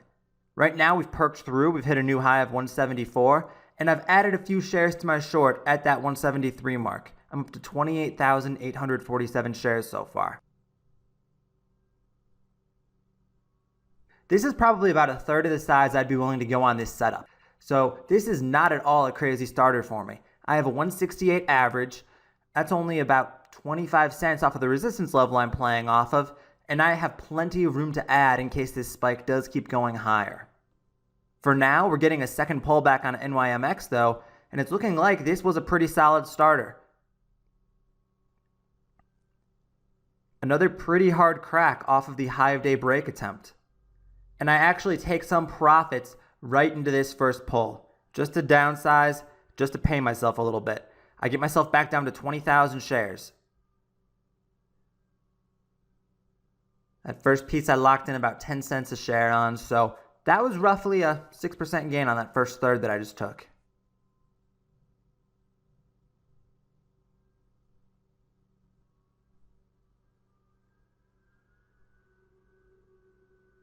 As NYMX develops now, I will continue to watch pops for shorts, and there's a part of me that is hoping that this does have yet another push higher. I want it closer to that 190 level so I can really size up. get a ton of size on my short, very close to that risk level. But since I am playing kind of far off of the risk level right now, I do have to play it a little bit smaller. I don't want to risk 25 cents a share on full size.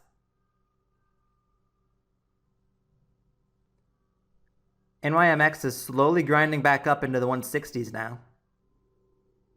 There is a part of me tempted to add some shares into this pop, but that would be more of a strategy I'd use if I were playing off the 174 level. Like I said, I want to keep my size smaller for now since we're still pretty far away from that 190 level. I'm hoping that this isn't done. This is still a solid green day. This is still up a lot, and I just want that one more push. So I'm going to wait on ads until we get that higher price where I can really get some size close to my risk level.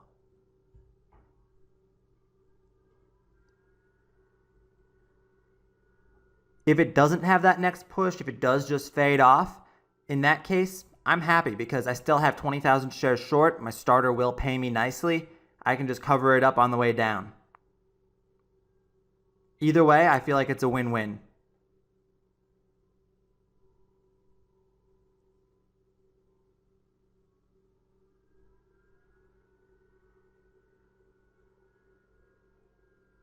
Perk through 160 was a bit weak, and now we're fading back off into the 150s. So it looks like we might be setting up for another leg down here soon. Right now I'm up just about a dime a share on my position. So I'm hoping for some further crack, get me down closer to the 140 area.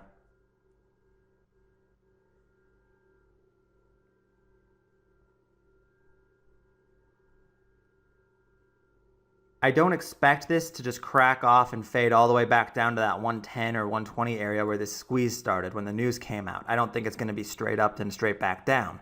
I think that's too big of a retrace to be asking for or to be thinking that I want. So I'm going to play a little more conservatively, and I'm going to look to cover when it gets down to about that mid-range point, that 140 mark. That's what I'm shooting for.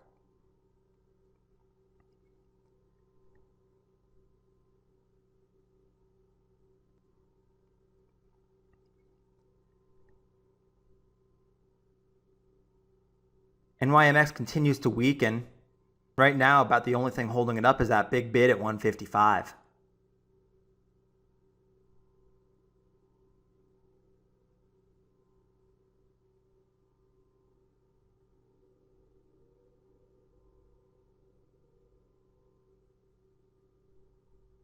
That big bid is causing it to perk a little bit right now. We're getting another test on the 160 area. But again, this is just not a setup I'm sweating at all at this point. Whether it spikes to new highs, whether it collapses, I'm happy to be patient.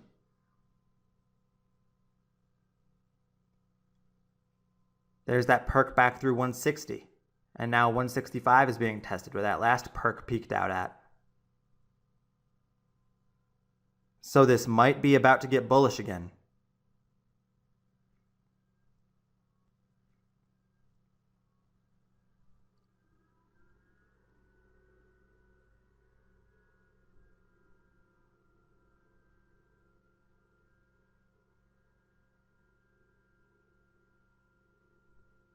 You get that perk through 165, and now it's back up near 170 and testing 170. So this is great. It looks like we might be about to keep going. I can get my size higher like I want, hopefully.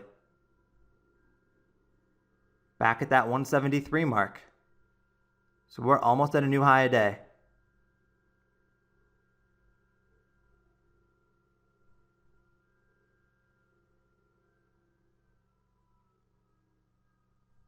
I'm not adding here just because I want to see how high a day responds. Why use my ads here when I might get the chance to use them higher in the 180s or 190s? But 170 failed that time. Now we have a double top up in the 174 area. And that's a pretty hard pull back down into the low 160s. I covered another 5,000 shares into the dip, because I do think there's a decent chance this could turn into a higher low and then we get that push. So I'm just trying to position myself in case that 175 break happens. The more shares I have free to add on up into the 180s and 190s, the better. Covering 5,000 shares at 162 That's still a profit for me.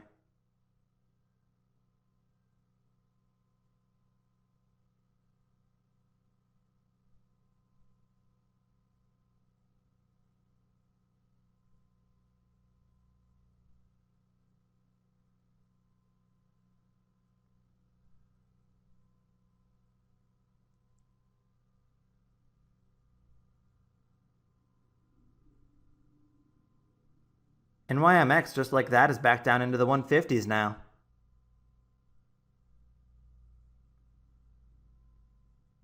So it's stuffed that high day break attempt and really has just gone nothing but down ever since. But it still is above that key 155 number.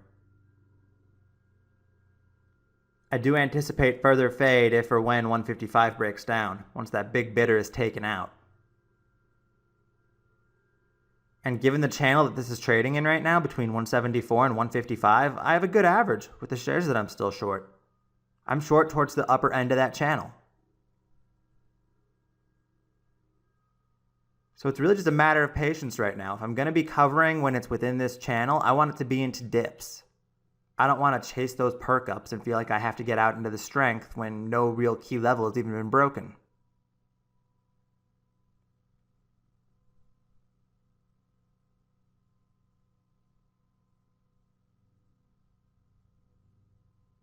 Right now, though, I'm managing to stay patient with the last half of my shares.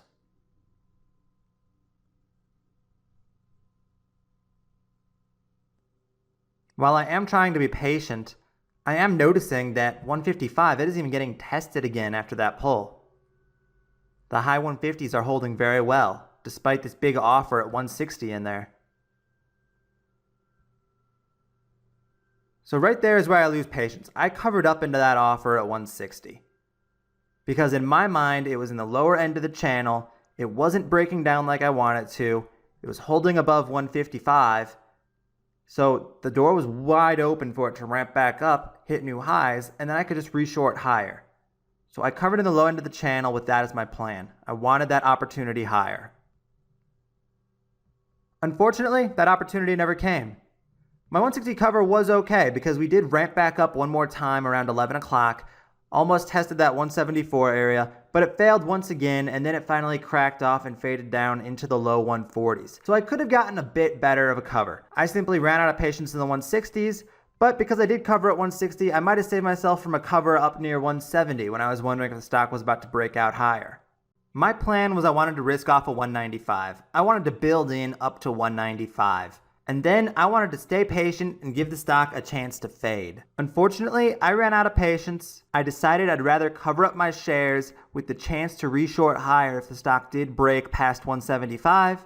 And when that break didn't come, I was forced to just watch the stock fade without me. All in all though, it was still a nice gain. I still made about 6% on the trade. I just made the wrong call thinking that I'd get the chance to reshort closer to 195. The final example we'll be looking at is BIOC. BIOC was on my radar because yesterday was a huge up day for it and it traded major volume. It was one of the top results on my typical scanner that I run every night. This morning, BIOC is having a huge gap up. It's on track to open in the 380s. When it was spiking yesterday on day one, I knew that I wanted to try to play off of either the 370 area or the 410 area. My lean was towards 410 because that was the days where the bigger volume had traded. Today, since it is gapping up huge, that answers my question. It's already through 370, so I'm going to play off of 410. After BIOC's first big run and fade, it perked back up off of the high $2 area and for 2 days rebounded, topping out of that 410 on major volume. So today, I expect 410 should give it trouble again, and I plan to short into a morning spike, risking off of that area.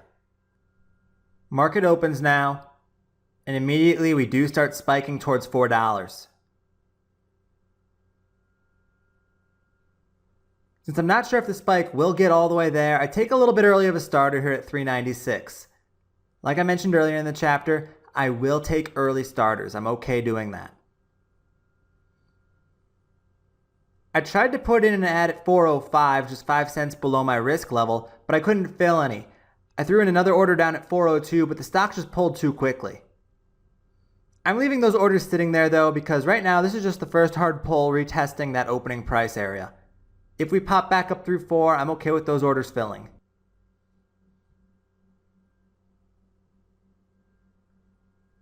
And that first dip did hold well, and we start pushing back through 4. My 402 is filled, and right now my 405 order is filling. And I'm now up to 60,000 shares from a 401 average. We very briefly perked through 410 there, tested 411. And yes, it perked through my risk level by a penny, but this is another situation where that's not the end of the world. That's not freaking me out.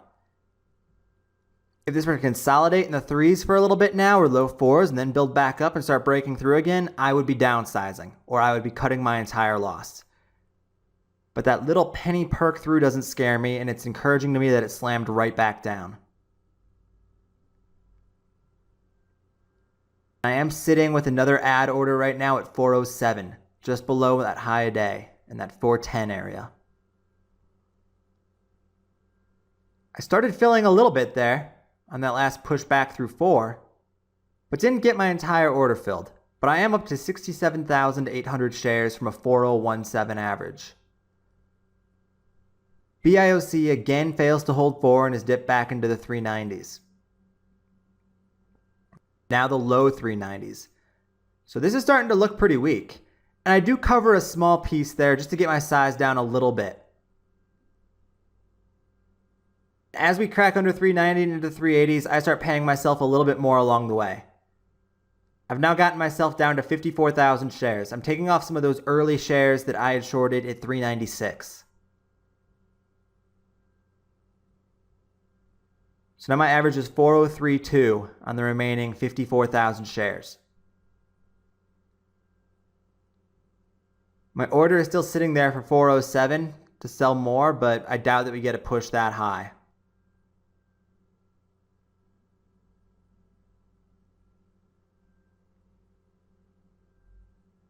Right now, BIOC just having kind of a weak rebound off of that 380 area.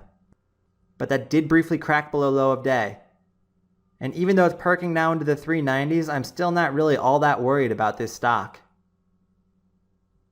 I'm really happy with the way that 410 held. And I have a very, very clear risk, and it's only 7 cents a share. We continued dropping. We cracked under 380, and I covered up another piece at 377 and another piece there in the low 370s. So now I'm down to 42,000 shares remaining, about 2/3 of my original position. Taking off these little pieces along the way will help me stay more patient later with the remainder of my shares.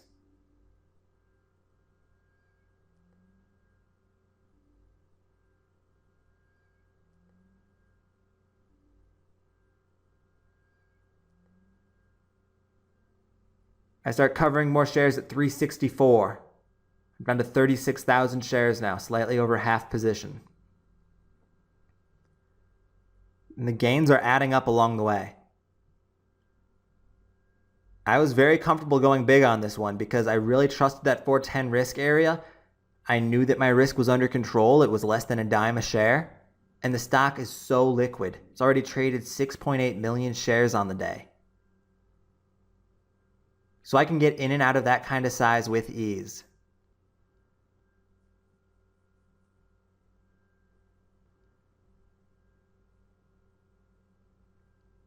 We're getting a bit of a rebound now off of the low 360s.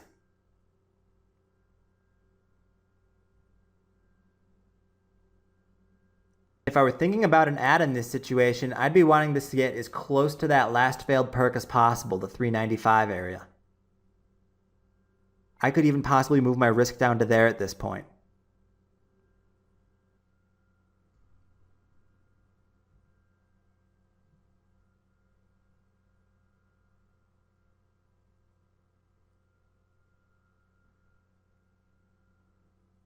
I put in another cover order at 366 and 367. I took off 1/3 of my remaining shares about, getting myself down to 24,000 shares.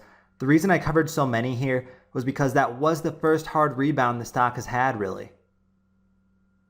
I don't know if we're going to start grinding and consolidating above 360 for a while. So I want to make sure that I'm mostly paid, and if this does happen to grind back on me, I've already locked in quite a bit in profits. Covering there also gives me the flexibility to add bounces if we do get any good bounce up towards that 395 area. But because I've covered up a lot, because I've paid myself a lot, I can be patient with the rest of my shares now. I have nothing to be afraid of.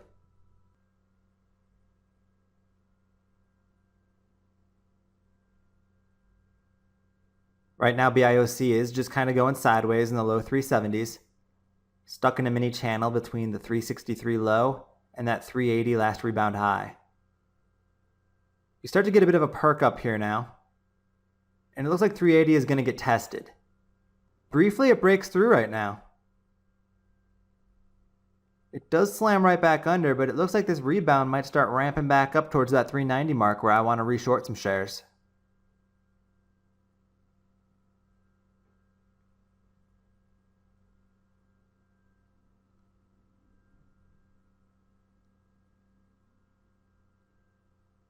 First attempt is met with a hard pull.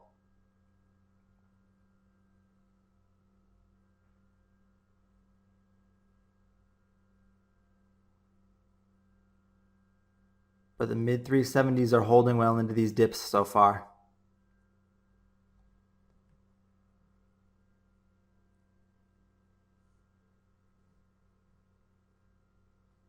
We're into the 380s again. And I know right now if I still had my full size, I'd be really stressed out. I'd be wondering, what the heck did I do? Why didn't I take any off down in the 360s? What if this is starting to grind back on me? It's a lot easier for fear to take over. But right now, I am so comfortable. And if anything, I'm thinking about adding into this strength, not covering.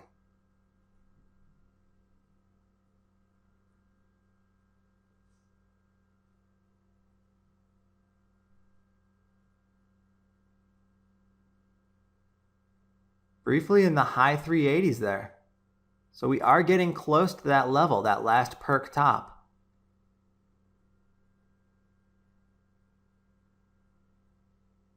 In another account, I actually did put some ads on right here.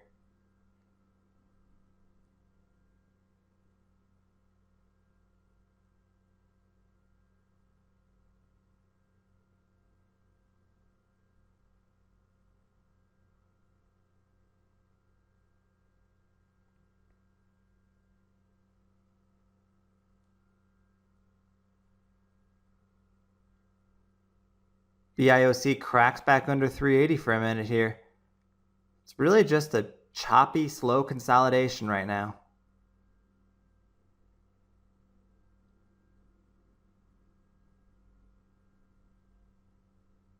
And then we get a hard crack, right back down into the 360s. That's a bad failure right there for BIOC. To be right back on its lows like that. Now it definitely looks like I could use that 395 as my new risk, or I could even use that 388 area where that last spike perked up at.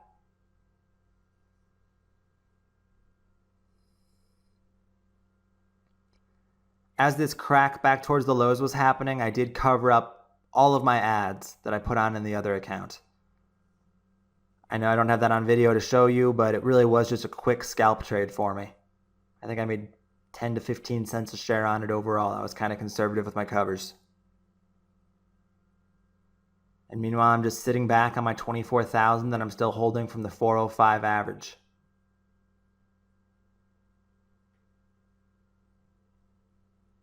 I'm hoping that this will pull back down towards the green-red area, previous closing price of 336.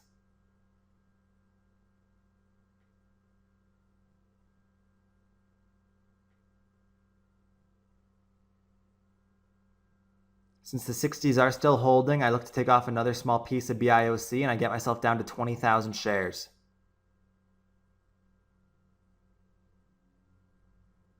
Just in case this turns into a double bottom here. We had another brief perk right there. We're testing the 370 area again. So it's trying to reverse off of its lows right now.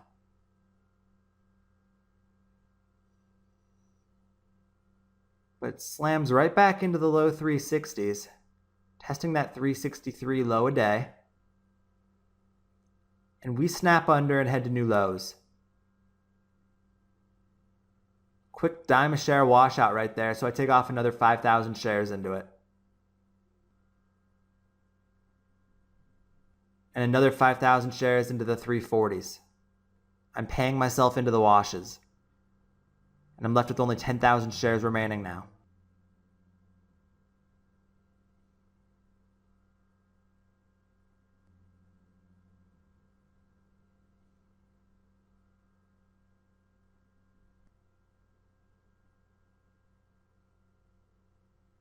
One thing I haven't preached enough through this DVD is that what I'm doing right now works for me.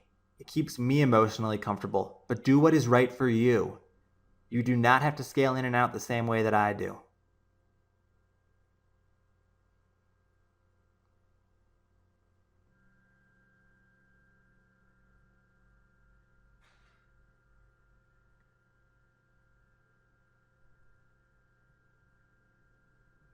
For a second there, a large offer came in on BIOC. Saw it flash a couple times at 350.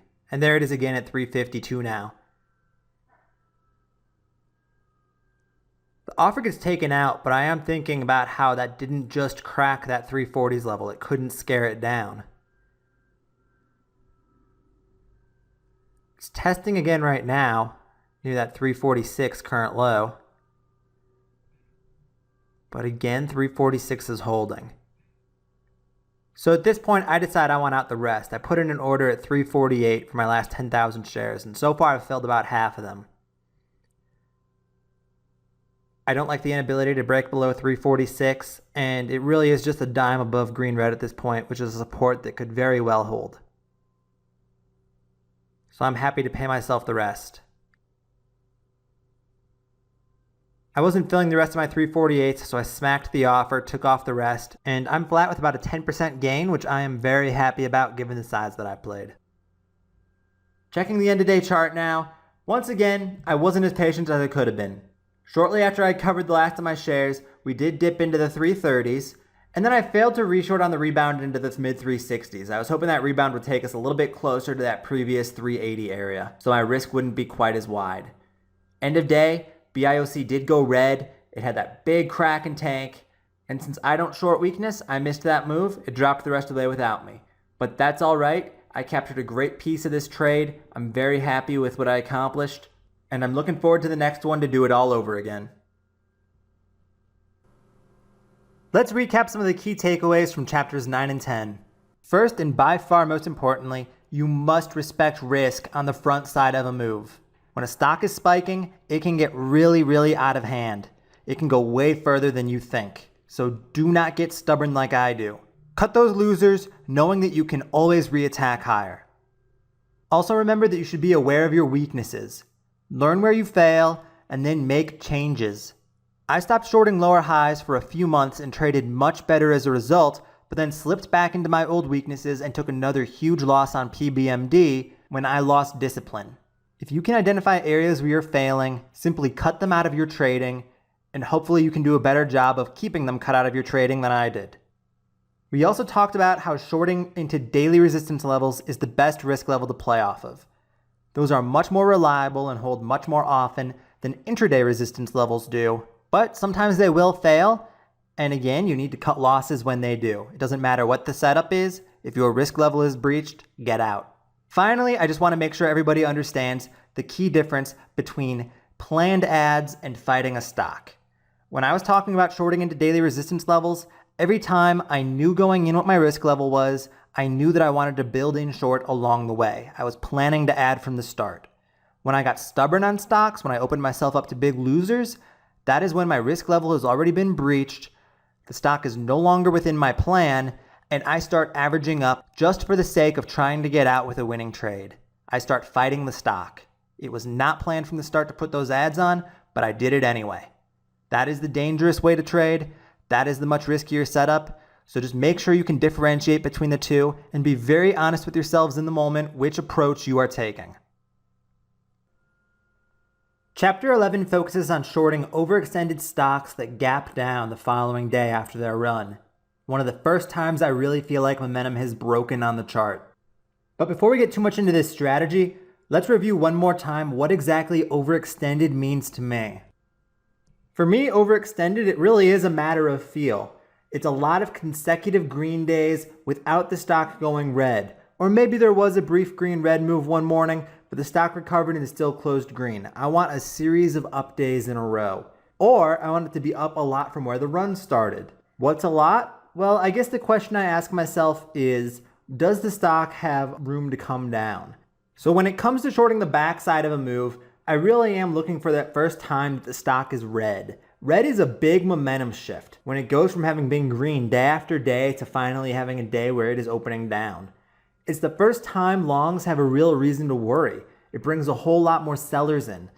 It's a sign of momentum turning. You get a lot of profit takers. And if it is a daily chart that truly is overextended, there is a lot of room for it to come down and correct. Now, the first time the stock is red, does that mean that it's toast? Does that mean the play is over? Not necessarily. Like any other setup, you have to respect your risk. But I do believe that the odds are more in your favor. And that's why I will trade red days a bit more aggressively than into parabolics. I'm going to emphasize this one more time. It has to be an overextended daily chart for me. That is what I feel like really puts the odds on my side. The fact that that stock has room to come down. It doesn't matter how legitimate of a company it is. It doesn't matter where it's going to be in a year from now, 5 years from now, 10 years from now. All that matters is this short-term price action has made the stock run too far, too fast, and now that momentum has run out, we're going to get that correction.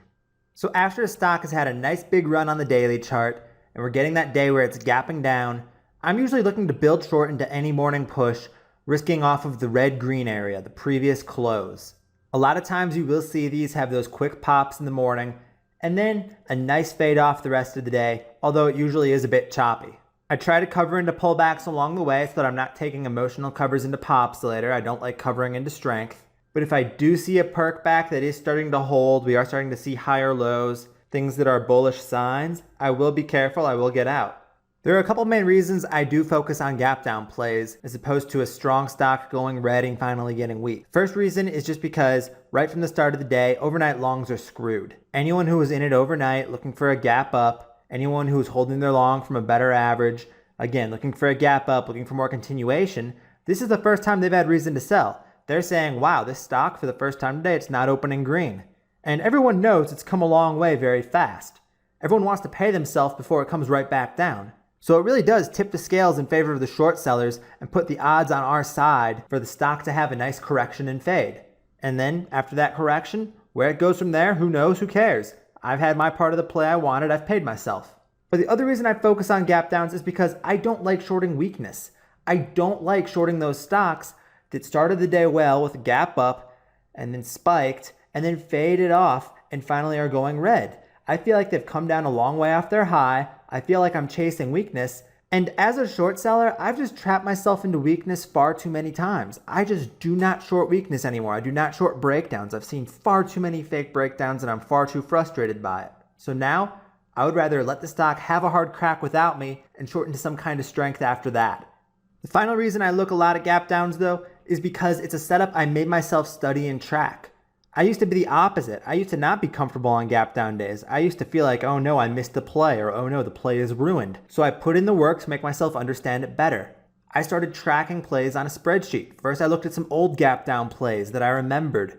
I wanted to see ones that came back green. I wanted to see ones that faded off all day. I saved charts. I tracked performance. And then I started doing it again at the start of 2015 from scratch. I built some fresh data so I didn't have the hindsight bias in there. And I went through it all again. I put in the work to get a little bit better of a statistical understanding of this setup so that when I saw it in real time, I would feel better prepared and know how I wanted to handle it and not feel like I'd missed my chance to short a big runner. Let's take a look at some of the data I've tracked for overextended gap downs over the past 4 months. Like the spreadsheets we talked about in Chapter 4, I'm tracking a lot of basic stuff. I'm really not going too in depth here. Most of this you can find just by looking at an end of the day chart. If I feel it's an overextended daily chart, and I see it gapping down the next morning, and at 9:30, the first print of the day makes it a gap down, it gets added to this list. Now, I did need a percentage threshold to consider a stock overextended, so I just used 50%. That doesn't mean that a stock has to be up 50% or more in order for me to play it as a gap down. There are cases where I will play smaller runs. But for the sake of my tracking, that is what I wanted to use, that 50% number. So of course, I'm going to look at information such as the previous close or the previous high. I want to see those numbers. I want to be able to track how the stock reacts to them the next day. Then of course where the stock opened, what its high was, what its low was, and where it closed. And then I added in a little bit of extra data here. I wanted to know what its high in the first 10 minutes of the day was, what its high in the first 30 minutes of the day was, and then what its morning low was. And morning low I kind of loosely defined, but I just used it as where did it bottom out, and then spend a little time consolidating after that within the first hour or two. I don't really have a strict time frame to consider it the morning. But this is the basic data I wanted because I could use it to get some valuable statistical information about how these gap down plays typically behave the next day. The next section over of my spreadsheet would have percentages for a lot of these. I would want to see where the stock opened in relation to its previous close. In the first 30 minutes, the high that it set within that first 30 minutes of the day, where it was in relation to the previous close. Also, where it was in relation to the opening price. After the stock gaps down, did we tend to see a spike above where it opened, or would it just be a straight flush down? I wanted to see that. I wanted to know what the high was, the low was, the close was, percentage-wise. I wanted to know where the close was compared to where it opened. I wanted to get an idea if these things typically faded all day. And finally, I'd want to know how far the stock washed out in the morning compared to where it opened at. Finally, here are some of the stats that all that information produced. In 60% of the gap downs, the high of day was in the first 10 minutes of the day. In 75% of them, the high day was in the first 30 minutes. So in the vast majority of the cases, shorting within the first 30 minutes of the day into spikes like I like to do, I realized would be a good play. Only 20% of my examples actually went red-green at any point during the day. So 80% of the time, using red-green as my risk point would have worked out very favorably for me. After a stock set its morning low, in 70% of cases, it did go on to see further lows later in the day. In 80% of cases, the stock would close within 3% of its morning low, meaning that whatever that morning low it set was, it would either close 3% above that level or lower. So holding to the bell usually would have its advantages. I would not miss a chance at a super favorable cover if I didn't take off into that morning pullback. 85% of these overextended gap downs closed below their opening price. And 100% of the ones that I tracked, they closed red. They did not close above their previous closing price. Now, I can think of some examples I tracked in 2014 that did close above their previous closing price, so that's not to say it will never happen. It's good to know that those are solid risk levels that I'm playing off of, but I still do need to respect them. I can't get cocky and say, oh, well, it's just never going to happen, because eventually, yeah, it will happen, and I need to be prepared. A couple other stats I like to look at. Average morning low related to the open. So after the stock opened, it tended to wash out on average minus 7.5%. Average close related to open, minus 8.35%. So slightly better than the morning low, but not a huge difference. And average days low related to the open, minus 12%. So just because a stock is gapping down, just because you feel like you might have missed the top, that doesn't mean it doesn't have room to come down further. That is what those numbers mean to me. So again, I'm not going to use these stats to make my decisions for me. I'm not going to say, oh, the average morning low is negative 7.5%, so I'm going to put in my cover order at negative 7.5% from the open. I don't think like that. I use these numbers to help guide me, to help guide how I think, to help give me more confidence in my plays that I'm making. But I still want to take the stocks on a case-by-case basis. I still want to be able to make adjustments on the fly. But knowing these numbers, knowing the odds are on my side, it is a major help to me, and it really has helped guide how I trade overextended gap downs. We'll take a look now at some chart examples, starting with CDTI. Here you can see the CDTI setup. It had a huge green day, it had a ton of volume out of nowhere. The previous day it closed in the 160s or 170s, and today it closed at 397, so it is up well over 100%. A nice big runner, nice big green candle. That doesn't mean it can't keep going, but the next day when I see it gapping down, I consider that an overextended gap down. And this is when that strategy comes into play. So looking at the 5-minute chart the next day, it looks like we opened in the 360s or 370 area, had a morning spike up towards that previous close. Previous close was 391, so it perked just barely through, and then fell apart the rest of the day. Got under $3 around 3 o'clock in the afternoon. This was an example of a nice big correction, and that morning entry is about as good as I could ask for, because I like shorting into morning pushes towards red-green. That is my ideal. Another example, FRO. This is one that's been running for a few days on increased volume. At the start of the month, it was in the ones. Its high was 505 on this day, it closed in the mid fours. Even from the most recent run, it's up from the 250 area. So next day, when this is gapping down, I become interested. Its previous close was 462. This morning it opens around 450. It never has that spike towards red-green like I'd like, but since I see it gapping down, I would typically take a starter in this situation. And then after the morning washout, once we're having a bounce, that is somewhere where I typically might look to add. This FRO example faded off quite nicely, from the 450-ish open all the way down to 380 lows. Next up is CUBA. This CUBA run had started in the $7 area, and over the course of a few days had gotten up well over 11. Once again, a chart that I would see and consider it to be overextended. Here's an example of one though that did not work out nearly as perfectly.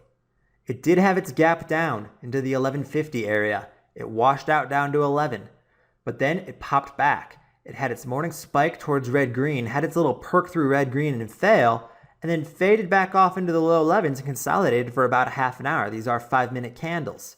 But then it built back up. It busted through that perk high of day. And then it went crazy. It parabolics all the way up towards the $15 area. This is a great example of one where it did wind up going green and holding green. It did wind up closing green. And it had a very big squeeze. A lot of short sellers got faked out by that gap down.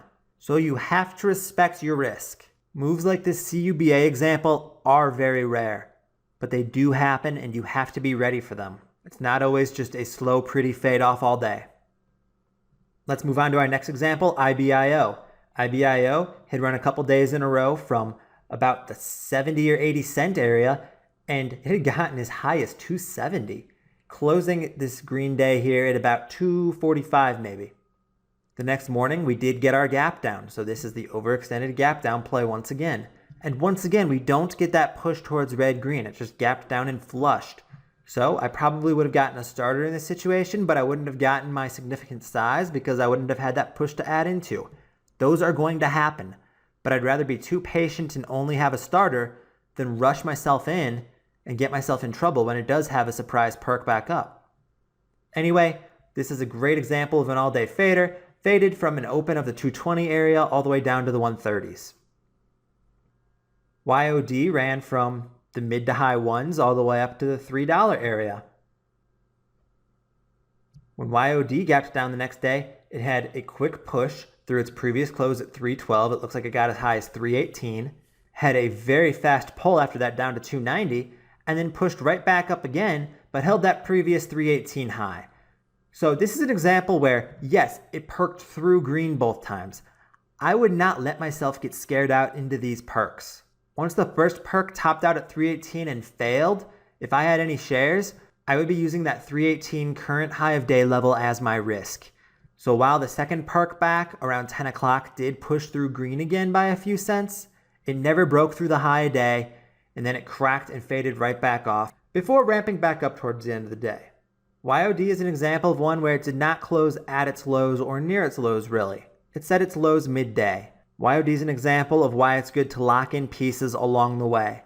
And you'll see that that is something that I do in a lot of my live trade examples. Another ticker that may emphasize the idea of paying yourself along the way is LAKE. I talked about LAKE earlier in this DVD. It's one that really twisted me on the front side of the move, and I took a major loss on it. By the time it had finally run out of momentum, it had run from the $10 area all the way up to almost 30. The next day after that big run, though, it did gap down. It opened in the 28 area. In 5 minutes, it panicked from 28 down to 23, had a slight bounce back up to 25, and then another round of pull down to 21. That's about a 25% move. But just because LAKE had that big panic, it didn't stay down. It did have a very large midday squeeze and scared a lot of people. After its low of day around 10 o'clock in the morning, it ramped back for the next 2 hours. It busted through green briefly and topped out just under $30. So off of its lows, it squeezed back almost $8 a share. I had to include this example because I really want to illustrate, don't assume that red means that it's toast. Don't assume that just because it's down for the first time, it's going to stay down. While often you get a nice predictable fade, it isn't always that perfect. It isn't always that pretty. And yes, after its big squeeze up, it did fade right back off to its lows of the day. But holding through a squeeze like that is terrifying. Situations like this midday LAKE squeeze have taught me that I need to lock in along the way. I need to take off pieces. I need to pay myself. I do not want to sit and try to get greedy and hold for the whole move, because otherwise I will definitely make an emotional decision into a midday squeeze like that on the rare ones that do. The perk towards green isn't always in the first 5 or 10 minutes of the day though. It can happen a little bit later. Let's take a look at FXCM, a chart that ran after a huge gap down from about 128 up into the 350 area. So nice and overextended from where its big volume run started at 128. After closing just above $3, FXCM had a pretty big gap down the next day. It opened the next day at 260-ish. And looking at this intraday chart, you can see FXCM, it had a few morning pops where it would fade back off and then pop again to the next high. It didn't get up to its red-green level until about 10:30, about an hour into the day. So this is one where if you take your starter into the gap down, you still need to make sure you size in appropriately and build in appropriately. Because if you went way too big, way too early, as this squeezes closer and closer to green, which is 50 cents away from where your original entry might have been if you'd been shorting near open, you're getting yourself into a lot of trouble. Because if that green level breaks and holds, you're probably going to have to cut your loss, and it's going to probably be a pretty ugly one. So it is important to just remember where your entry is compared to the red-green mark and size in accordingly. FXCM is one where I probably would have taken a starter around the open in that 260 area, but because I would have only taken starter size and left myself the flexibility to add, I would have been ready to attack it when it got up near $3. Now that we've gone through these charts and gone over some of the lessons they have to offer, let's get into some live trade examples so you can watch these things as they unfold and get a better idea of how I make my decisions in the moment. Let's start by taking a look at BCLI. BCLI has the nice overextended setup because in a couple days it's up from $4 to its previous closing price of $7.50, so almost 100%. It's traded great volume, great liquidity, and today it's gapping down large. Since it has gapped down so much already, I don't want to rush into a position. I'm hoping that we can get some kind of a morning push, at least back over 7, so that I can build into a decent sized position, risking off of the previous close 750 area. But since at these levels, all of yesterday's buyers are underwater, I do expect that any pops will be met with nice pullbacks. So I will short into spikes with confidence.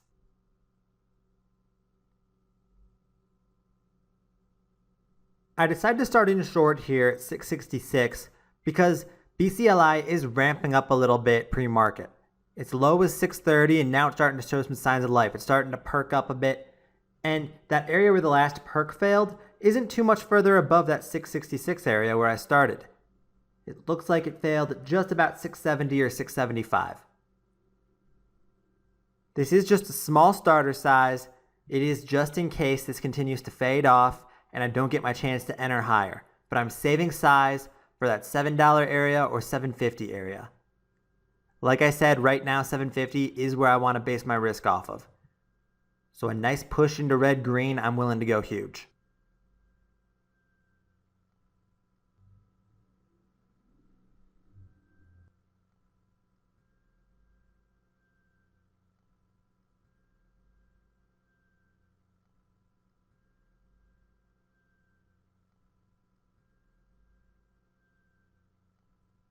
I filled most of my 5,000 share order at 666, but right now I'm sitting back and waiting for the rest of it. I just have 800 shares left open.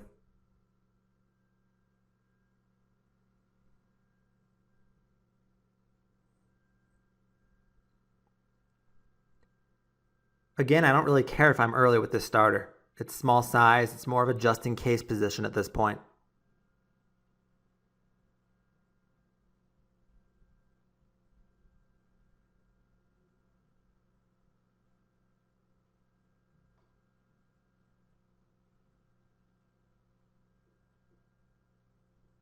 So far, the BCLI perk hasn't been very strong.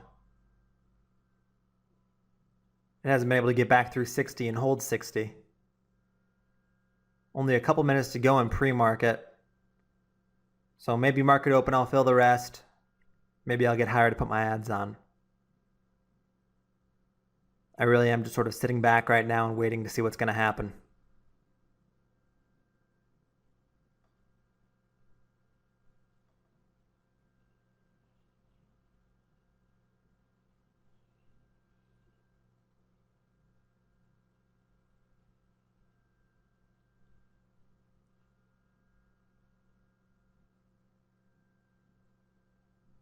I just filled the rest of my order.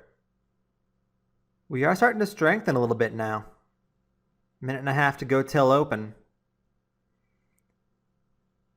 Had a little bit of a push into the 670s. So far not holding though, got smacked right back under.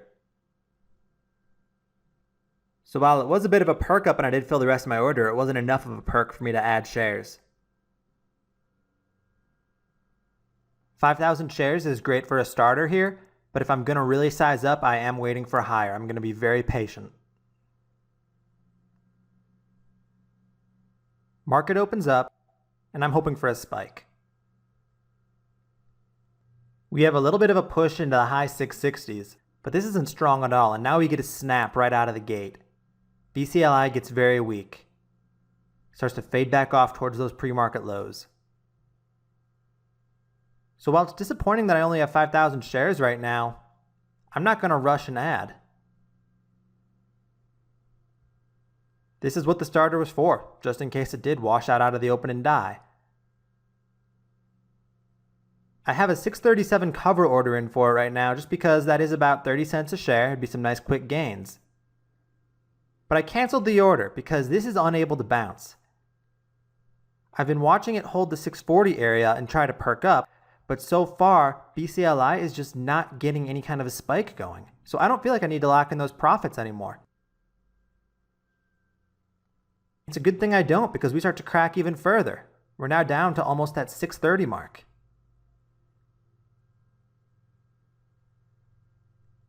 There's a big bid protecting 630, and once that's taken out, this really could go downhill quickly.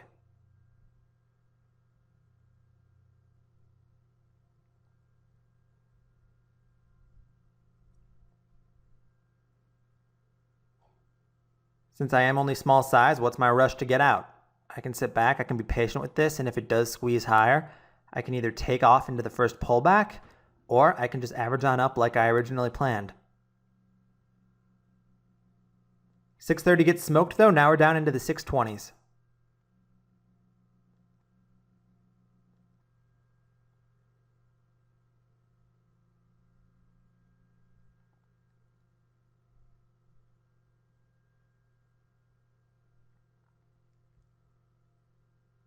Panic is really starting to set in on BCLI now. Low sixes. So I take off half of my shares at 605, just above the round number of 6, in case that acts as a support.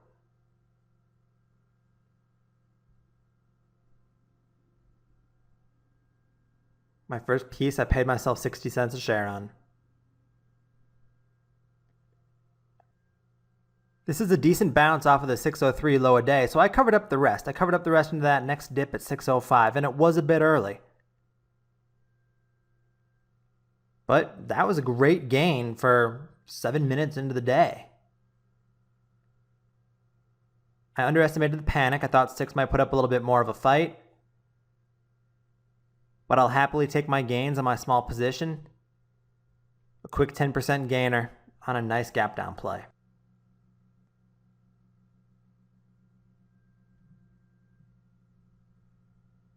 If you take a look at the end of day chart, you can see that BCLI, it got as low as 560. So I missed the bottom by about 45 cents.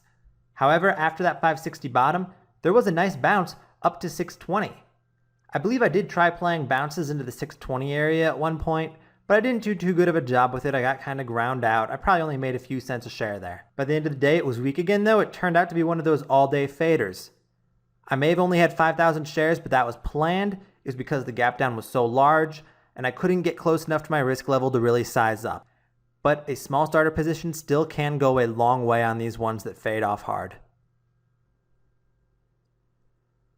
This next example, GENE, had a massive run the previous day. It ran from the mid ones all the way up to a high of 468 before closing in the 360s.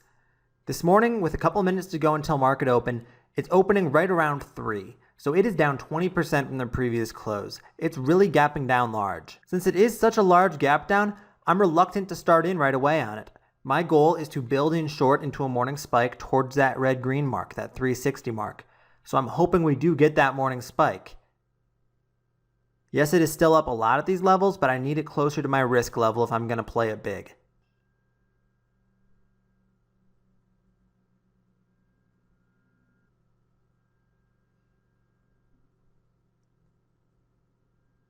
first push out of the gate so far has gotten us as high as 307, and now it's breaking to some new highs. So this is a nice start. This is giving me that push up towards that previous close like I want. And I have a 10,000 share order in at 314 waiting for GENE. I'm hoping we get another push up into the mid-teens here and I can get my starter short. With my risk level up in the 360 area, this starter might be a little bit too big though. On just the starter here, the 10,000 shares, if I were to have to stop out in the 360s, I'd be looking at losing $4,500 to $5,000. That's a little bit bigger than I'd like to take for a loss, especially for what's supposed to just be a starter position. I've filled half of it so far. I have 5,200 shares from my 314 average.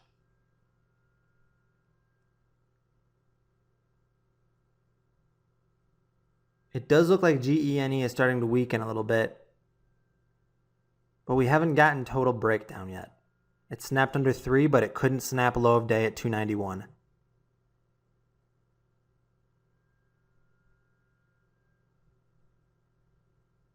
The rest of my order was sitting open at 314, and now most of it is filled. There goes the rest, and I'm up to 10,000 shares from a 314 average, as GENE continues to spike. It's now gotten to a high of 328. So I'm letting GENE ramp here. I'm letting it run. The closer to 360 it gets, the better.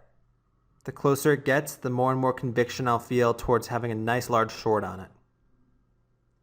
I put another 10,000 shares on though at 326. So now I have a 320 average, I have 20,000 shares, and GENE, it continues to push. Now as high as 336. So my risk is getting a little bit out of control here because now to cut in the 360 area means an $8,000 loss. I do have a lot of conviction in this play. I do think that 360 will reject. I do think it will fade off. But I'm putting myself in a spot where I may not want to cut a loss if it does break through. I'd be reluctant to because of the size I'm playing. Since I've seen some struggles here in the 330s, I have another order sitting at 329. I'm working under the assumption that it's not going to make it to 360. But I don't really have a risk in mind that's lower. So it's kind of a dangerous game I'm playing here. I did cancel the rest of my order that was open though, so I have 23,500 shares from a 321 average. I'm a little bit underwater so far, but I'm semi-comfortable.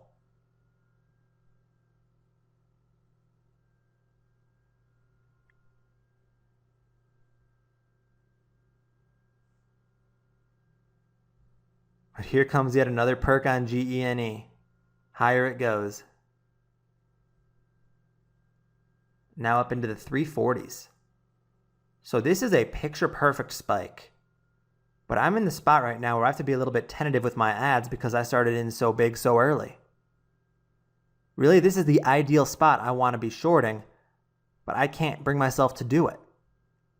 I'm only putting on yet another small ad to get up to 30,000 shares on GENE from a 326 average.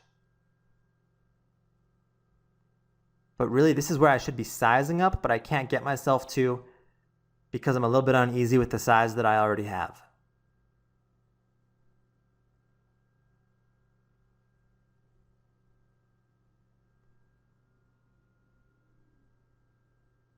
Still in the 340s, continuing to push to new highs.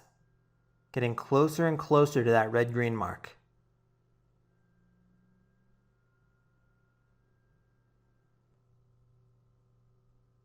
I'm still in the position to add more to my GENE position if I want to, but I'm going to really wait on it at this point. I'm going to make it get to that 360 mark.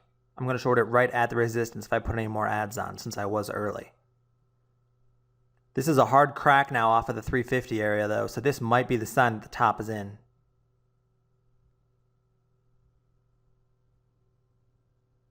We have a big offer at 333 as well. Over 200,000 shares showing.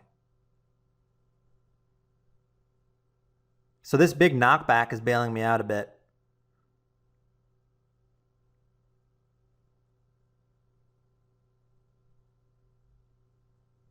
Big offer at 333 gets chewed through. We've rebounded a little bit off of the 330 area. But this rebound hasn't been very strong so far. Gets back up into the high 330s, but big offers keep coming in at the 335 mark, and finally we snap and have yet another leg down. So it looks like I'm stuck with my 30,000 shares from 326. I'm not going to get any ads. I'm not going to get my average up. But I am back to about break even now on the position. With this crack, I'm now up quite nicely. GENE, it looks like it's finally run out of steam and reality is setting in.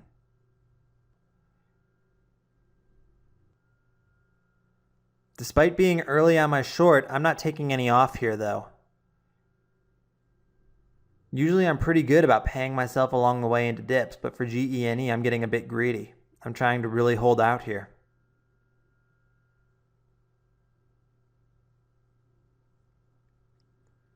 Finally, I start paying myself a little bit.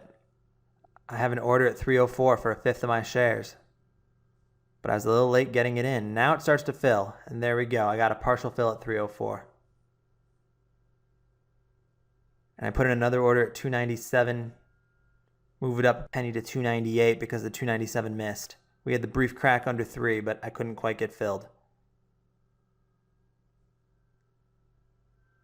So despite this having faded 50 cents a share off of the highs so far, I've only taken off about a sixth of my position. I still have 25,000 shares.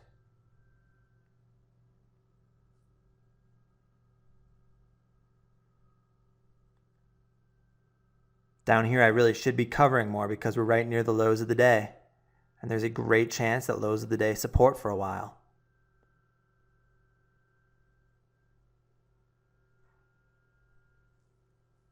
Now GENE starts to bounce off a 3 though. It defended for a while and now it has a very nice perk up.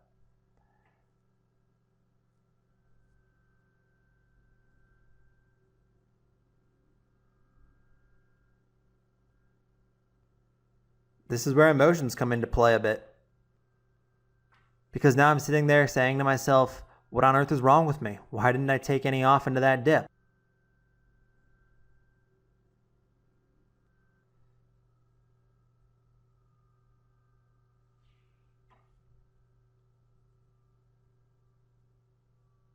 I'm watching GENE climb back towards my average, and I'm thinking, wow, I might have just left a lot of profits on the table.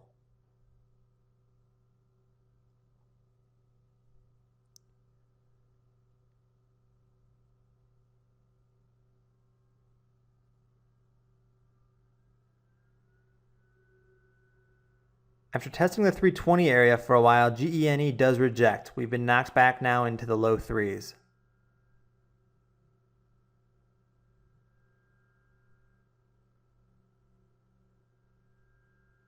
Still being a little too patient here though. I'm not paying myself along the way. I'm not downsizing into dips.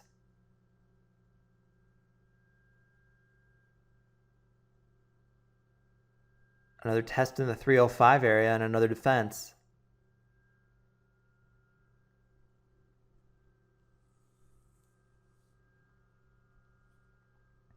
But there's some more snap under 3. Once again, the low of day area defends though.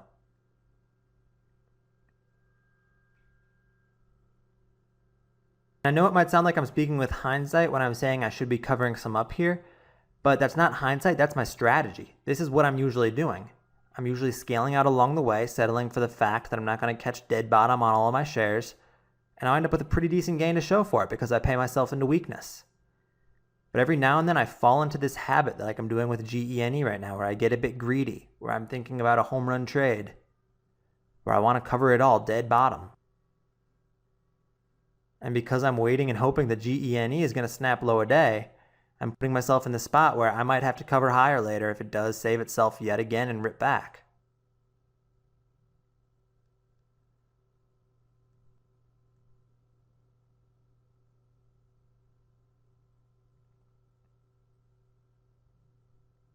This is yet another strong perk off of the 3 area. And another slam back down into the low 3s. It's just choppy and kind of in a channel right now between the 290 area and the 320 area.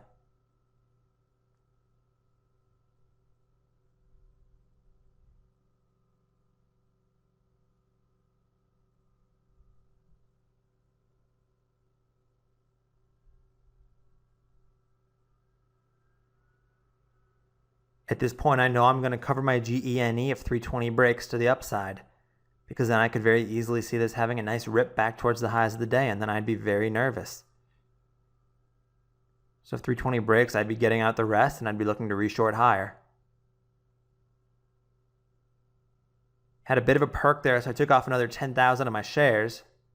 I believe I was out at 316 or 317. That happened pretty quickly. So now I'm locking in a little bit and being cautious in the 3 teens, towards the upper end of a channel, which is really one of the worst places to cover up a stock into strength. Now that 320 resistance level does break though, so I'm taking off the rest into strength. I covered the rest at 324, left a lot on the table there. Taking a look at the intraday chart, that perk up I covered into really was one of the last gasps for GENE on this day. Perked up into the 30s, stuffed yet again, and then faded off the rest of the day. It got as low as the 260s. This was just a very poorly managed trade on both ends. I scaled myself in too aggressively, too far away from my risk level when I was entering, and then I tried to make up for my bad average by getting way over patient with my shares, getting greedy, and trying to hit the home run and cover it all up in the mid to low twos.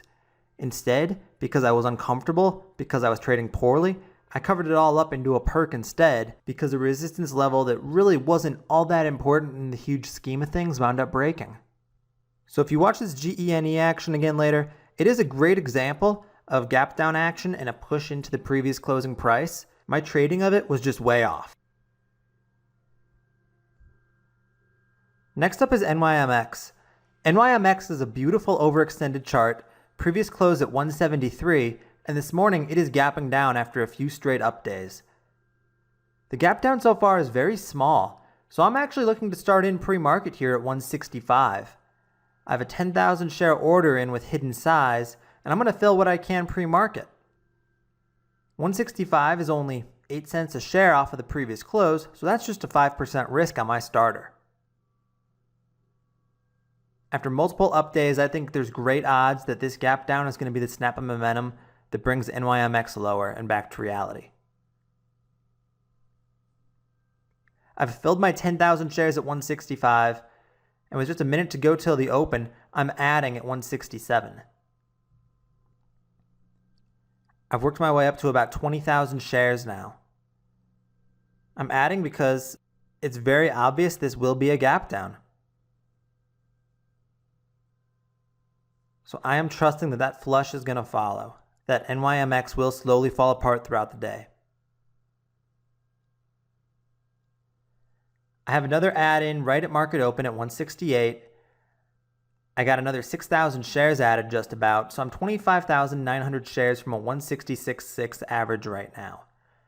NYMX, it does start to pull. So far we've had a quick washout to 160. So far so good. And after this hard pull out of the gate, I could even think about adding the next rebound as well. Of course, in this situation, my risk is around that red-green area. So I'm very happy with where I'm at right now.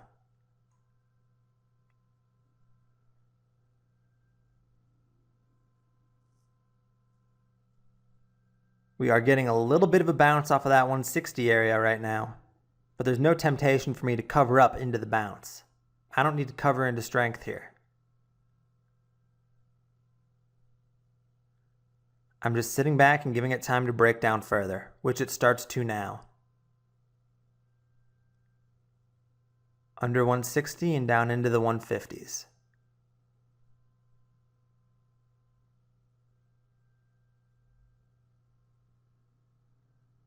So I'm going to watch NYMX fade off this morning until I see something that I think might be a trend change, and then I'll start thinking about covering up into some dips. If this washout gets severe enough, I probably will start paying myself a little bit along the way also. I'm just looking to take some quick, predictable profits.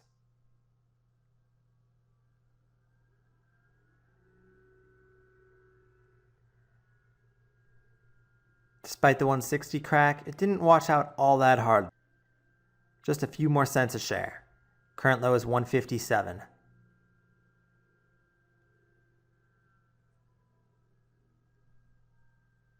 So the volatility is nothing all that special so far this morning.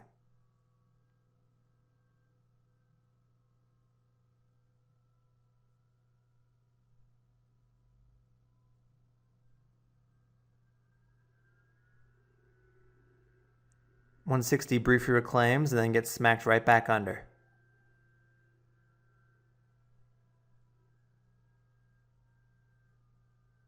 So this is the kind of slow choppiness that I do need to be patient through.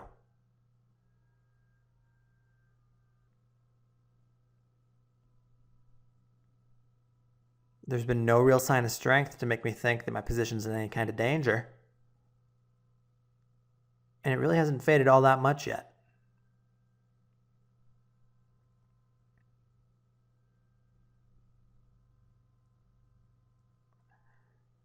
We have perked back through 160, and now the 160 perk is strengthening. Up to about 165 now. Again, I'm not covering into random strength here though. Since that was a strong perk off of the lows, I might take a little off into the next dip. But I'm not going to chase a spike to get out, especially when no key resistance level is broken.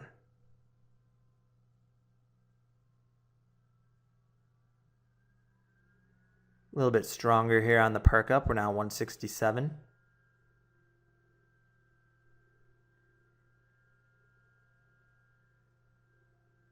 But we have that 170 high of day and that 173 previous close to play off of.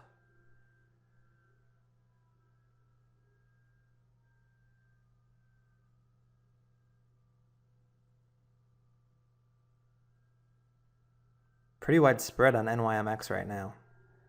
For a minute there we were 163 by 167. And here we go again. The liquidity really just is nothing special right now. I prefer plays that are trading a little more actively than this. So far the 167 area is rejecting though. And now we're right back down into the low 160s.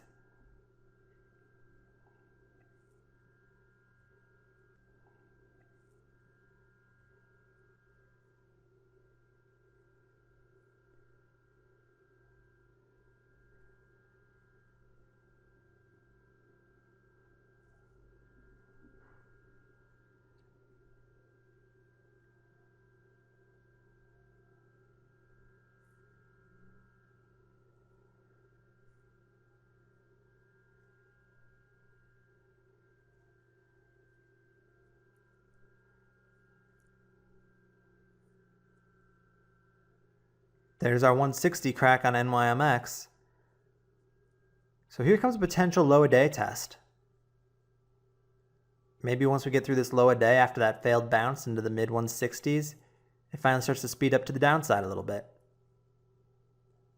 Now we're at new lows. Had some 156 prints there.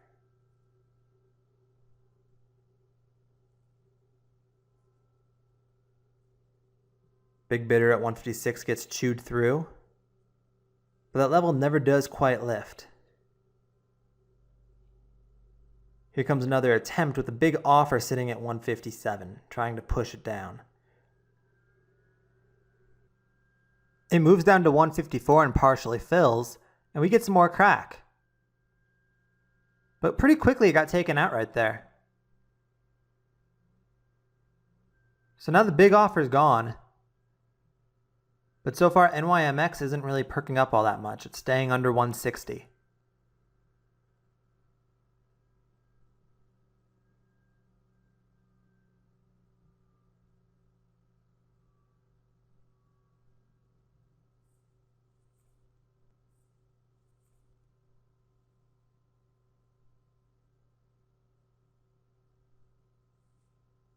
We perk up a couple more cents, and now we're testing that 160 mark. Even breaking through, getting up to 161.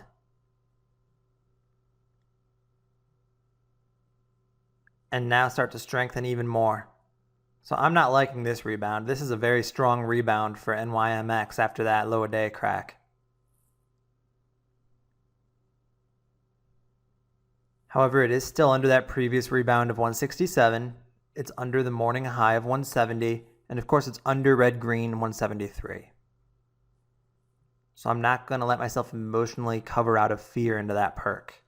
What I will do though is start thinking about downsizing into dips.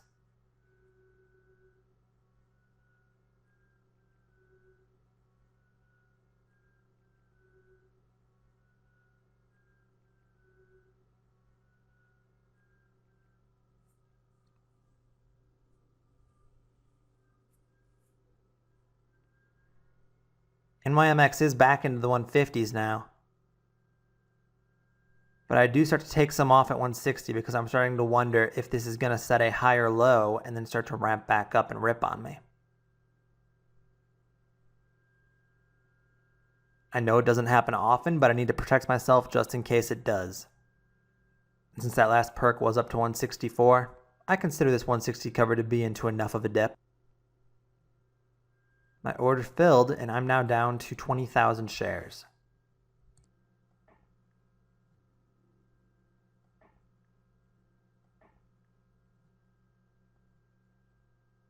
NYMX continues hanging on in the high 150s. I still have most of my size because, like I said, there's a ton of resistance levels overhead. I don't need to cover up all my shares right here just because it's dipped a few cents a share off the last perk. I want to give this a little time to try to break down further. But the longer it holds this high 150s, low 160s area, the more and more I'm going to think I probably should get out some. And here's yet another perk up.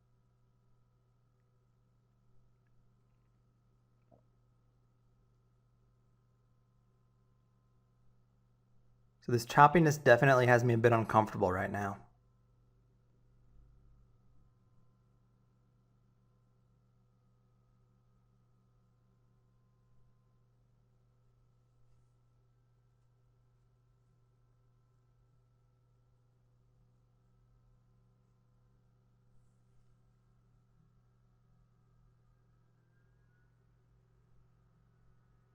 Low 160s, still just going sideways.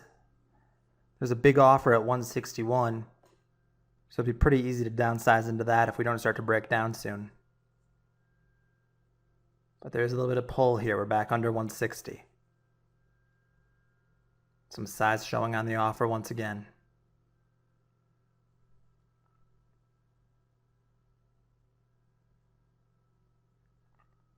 So if I decide I don't like the action that I'm seeing, I can just smack the ask and then get downsized a bit.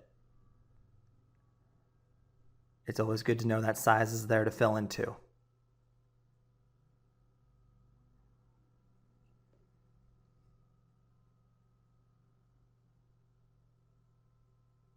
I did downsize another 5,000 shares there at 160. And I take advantage of the offer at 161 to take off the rest of my shares. So now I'm flat. I got scared out into the consolidation during the first red day. My covers were ultra conservative, but I still walked away with a decent gain.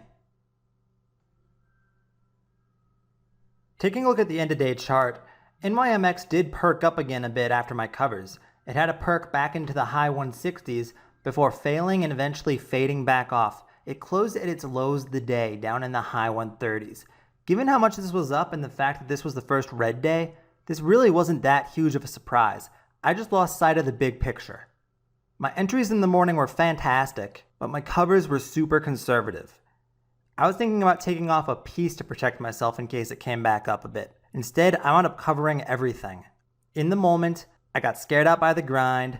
I forgot how high odds these gap down setups are, especially after large overextension, and I really wound up minimizing my profits on this ticker. But the glass half full way to look at this is that even though I screwed up, I still came out with gains, and those are the best kinds of setups to be trading. The ones where you can make mistakes but still profit. Next up, we'll get a look at RADA. RADA is a chart that has a couple things going on right now. It had a huge run yesterday from the mid 2s up into the high 3s, and now this morning it's gapping down quite large. So that's a great gap down setup. The other thing RADA had going for it though was the $4 multi-day resistance level overhead.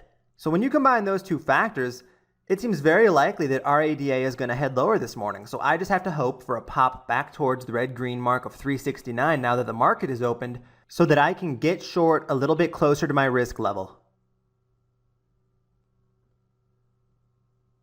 So far, RADA is opening a bit weak, but now it starts to perk up. It's through 350 and pushing up towards 360. So the closer this gets to the previous close of 369, the better. Even though there's that $4 daily resistance level overhead, I still would want to risk off of the red-green area in this situation.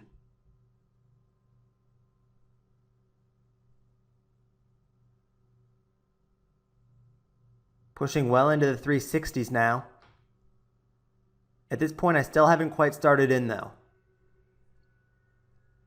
I'm being cautious and making sure it's not going to just blow straight through. Right there, I take my starter though at 362. I now have 10,000 shares and RADA has snapped right back under the 360 mark.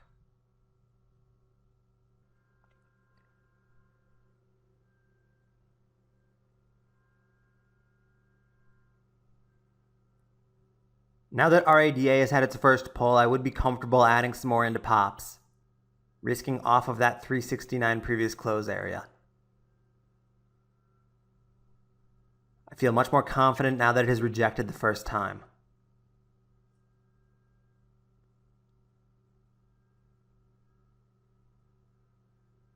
So far it's just grinding in the low 350s though.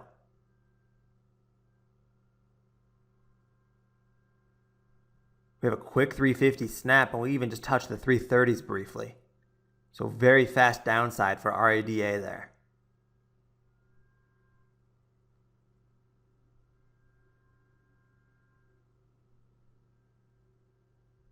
It looks like I'm not going to get that bounce to add into. And RADA just keeps on fading. Right back down near the lows of the day. I actually just took advantage of that large pullback to pay myself on half of my shares. Sometimes it's very hard for me not to take off when I see a huge downward move like that. I have lost a little bit of sight of the big picture though on how much RADA is still up compared to the previous day. We continue to fade off a little more though. We've tested the mid 330s. And now a slight perk back into the 340s area.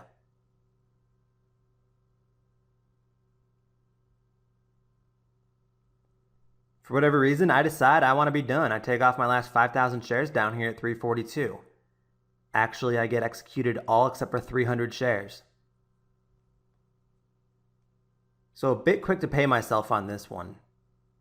We are only 9 minutes into the day, and RADA still does have a lot of room. It could come down, given how much it ran the previous day from the mid-2s. I'm leaving my last 300 shares in there. I want them to execute into a pullback. So far the RADA bounce, it did get up almost into the 350 area. And there is a big bid propping it now also at 346. Looks like they just pulled it though.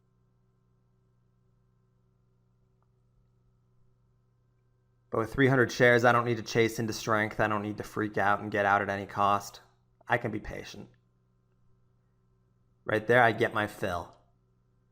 I'm flat for a quick 20 cents a share, just about a 6% gain.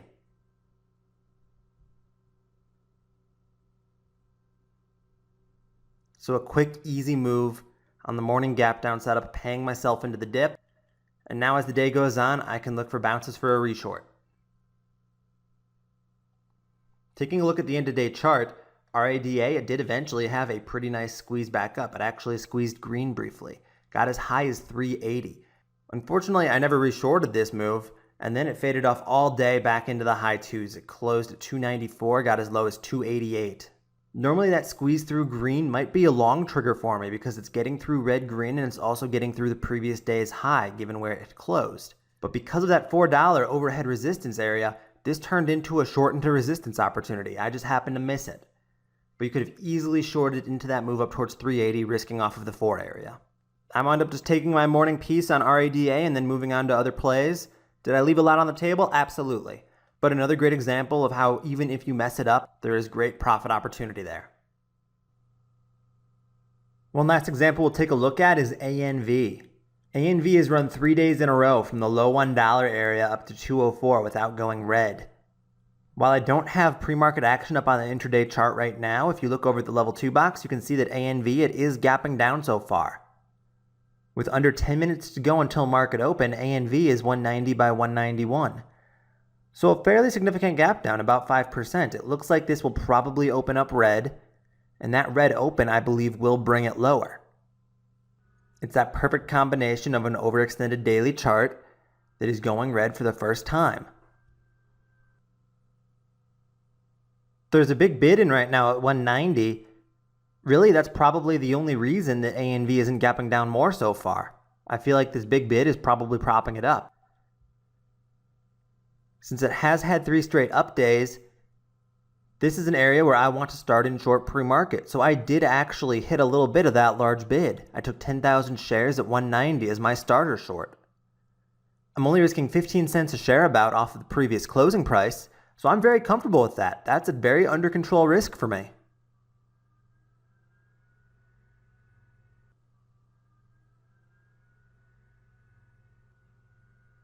Should this open up and have a spike back towards red-green, back towards that $2 area, I can just go ahead and add. I won't fight it if it gets green, but I certainly would be willing to add pops in this situation. Thinking about it on the daily chart, it's up multiple days in a row. It's up a large percentage. So now that it's gapping down, I am super comfortable. I do not mind this starter at all.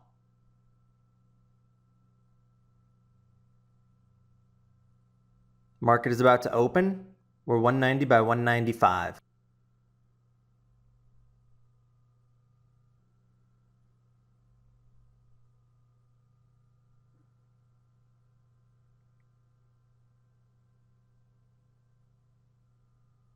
Few hits coming in on ANV. So far, volume is nothing special.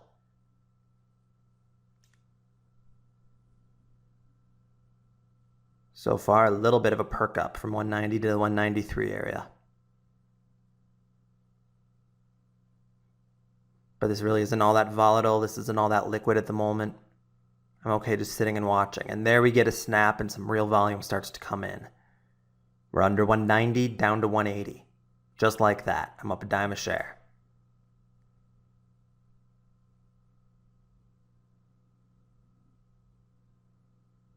Like the RADA example, I could be paying myself into pulls there. But with ANV, I'm being a little bit more patient.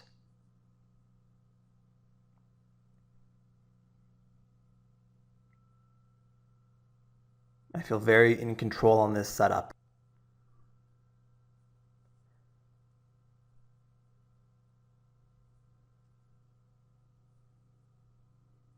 A little bit of a bounce off of 180 up into the mid 180s now. But not very strong at the moment. If I'm going to add into a bounce, I need it to be a better bounce than this.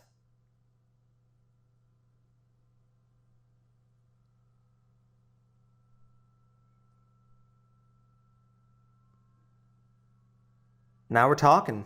Started to speed up a little bit to the upside. Bounce got into the high 180s for a second there, before fading right back to the mid 180s. I decided to put on 5,000 more shares at 185.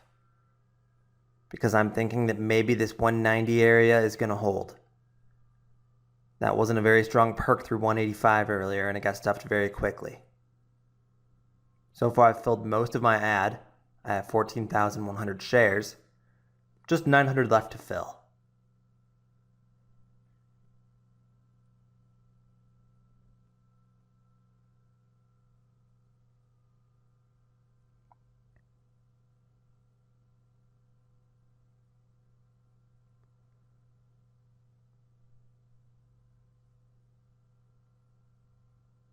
Just filled the rest. Now I have my 15,000 from a 188.33 average.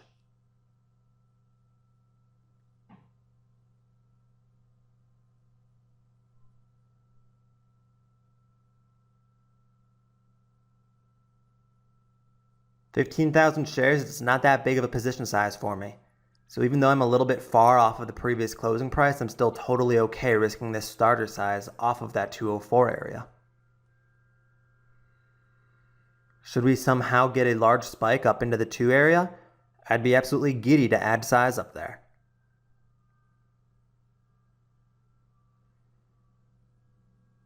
So far, it's looking like that's not totally out of the question. ANV is perking up a little bit more. It just tested and broke through the 190 area, and it has a big bid in there now too at 190. 282,000 shares showing.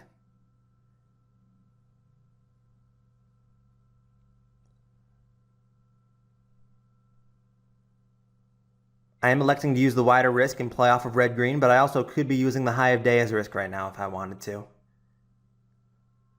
I'm not going to say one way is right or wrong, it's just a matter of preference and how you want to structure your position.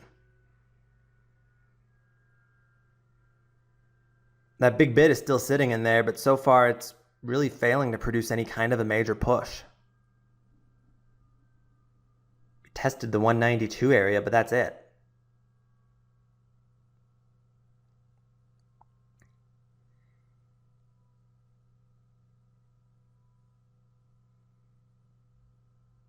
The bid is getting chipped away a little bit, but so far not too significantly. Now a bit more. We just got down to under 200,000 shares.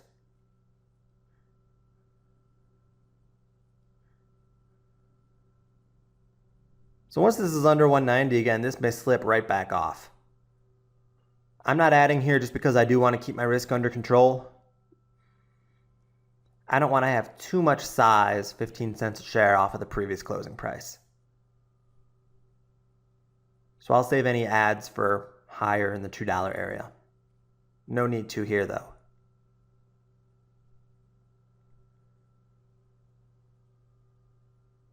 $190 is still propping, but we have lost almost half of that large bid now.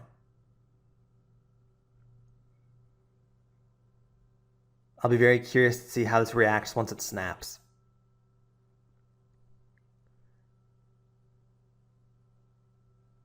There it goes.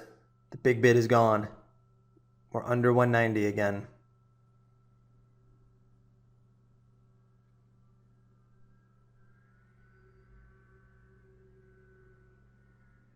The 190 crack, it hasn't brought on panic though. High 180s are still holding. So this may just slowly fade off, and the longer this consolidates up here, the more and more I may think about putting my risk off of that 193 area instead.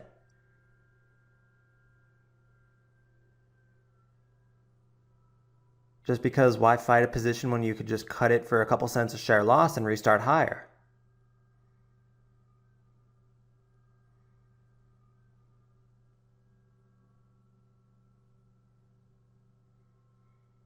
For now, no significant perk though.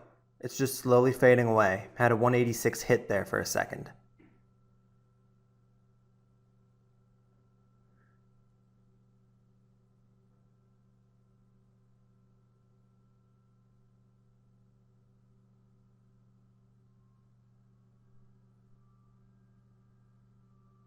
Another one of those situations where it's kind of slow, kind of illiquid. It does take a bit of patience to stay comfortable. But now we're in the mid 180s. 185 is getting tested.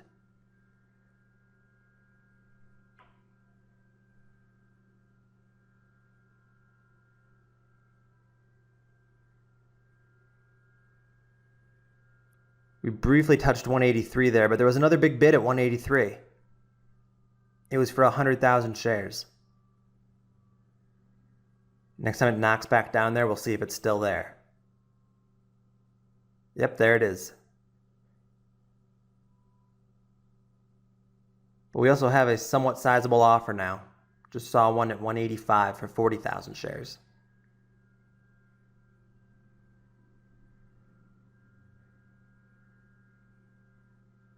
So I'm trying not to let this slow fade make me impatient. These are those situations where you're going to want to probably cover up if you get bored. Usually that's what happens to me. But I'm really trying to just sit back and wait and make this either change trend or crack lower, and then I can cover up into more fade. We lose half of the 183 big bid.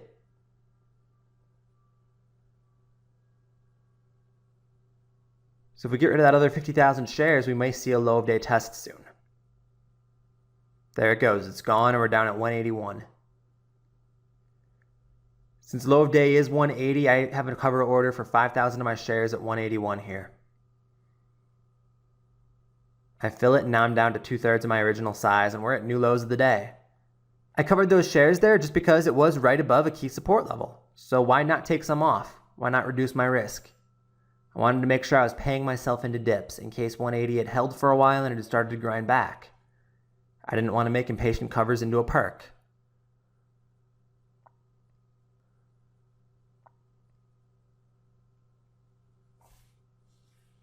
To get further crack into the 170s, I have another cover order at 171 that I've filled a good chunk of so far, and now I've covered it all. So 5,000 shares remaining from a 185 average.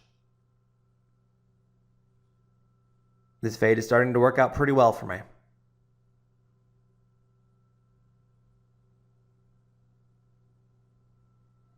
This time I'm paying myself into dips. I'm not letting the stock turn around and bounce and make me impatient because of how illiquid it is. I do now have the cover order for the last 5,000 of my shares in at 173. Because 171 held the first time, this is a pretty strong bounce off of the 171 area, or at least a bit stronger than we've seen in a while from ANV. So I'm hoping we get some dip back down into the low 170s and I can take off into a higher low.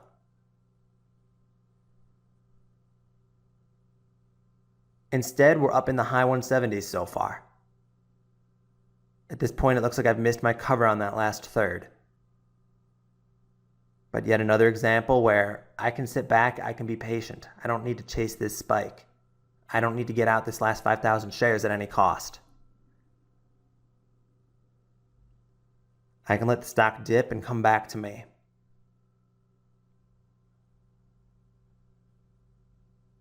Overall, this is still a very bearish trend.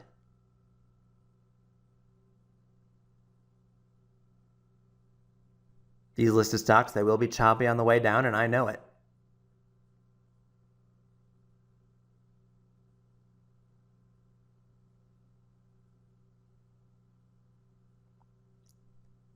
$180 briefly tested for ANV, but it rejected. Now we're fading back off into the mid-170s. At this point, just a couple cents away from the last of my cover order.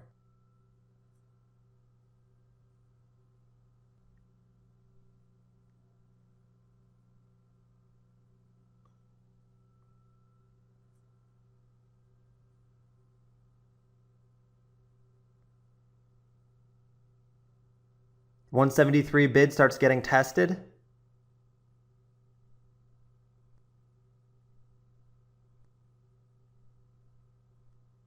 I filled my first 1,000 shares, now another 1,000. Right there, I get flat. So I'm out ANV for about a 7% gain, and I'm ready to move on to the next setup. Checking out the end-of-day chart on ANV, there was further fade. It did close at the lows of the day. I got down as low as 149, closing at 150. So the common theme I'm starting to see through some of these gap down plays of mine is that I really could stand to be a bit more patient. I know that is not a strength of mine though. I know that sometimes I get shaken out into perks. Sometimes I cover during consolidation periods. So I make sure to pay myself along the way into dips. I know my strengths, I know my weaknesses. And until I work on my weaknesses and improve upon them, I have no business trying to be patient until close. I'll take the part of the move that is comfortable for me time and time again, and maybe at the end of the day, I will cry over leaving money on the table, but I can still be happy with the fact that I made it out with yet another nice, predictable win. Chapter 12 is going to focus around shorting into bounces, building off of some of the ideas we covered in Chapter 11. Shorting into gap downs, or shorting the first time a stock is red when you feel like the momentum is snapped and it's on the backside of the move, that's great. But sometimes you're going to find yourself in a situation where you're unable to get in near the open or unable to get near that red-green mark. Maybe you just don't get your ideal entry and the stock drops without you. Or maybe you get your entry, cover up way too early, and then the stock keeps on declining. That doesn't necessarily mean the play is over. You don't need to delete the chart and move on to something else. These do offer multiple opportunities throughout the day. I really like shorting into bounces on these red days. Because it is the backside of the move, because it's the gap down, the first time the stock has been red in days, but most importantly, because I expect these to be choppy, I'm okay with shorting into strength. I'm okay with shorting into bounces that get near previous resistance levels, areas where bounces maybe 30 minutes ago, an hour ago, or even earlier failed. Those are great areas to either look for an add to a current position or look for a reshort if you've already covered up into the dips. So for the last part of this chapter, that's what we're going to focus on. We're going to go through a few examples where I can show you how I short into bounces. But one thing you will see is that you must respect risk. Like any other setup, sometimes these can do the unexpected. Sometimes they can get a bit crazy.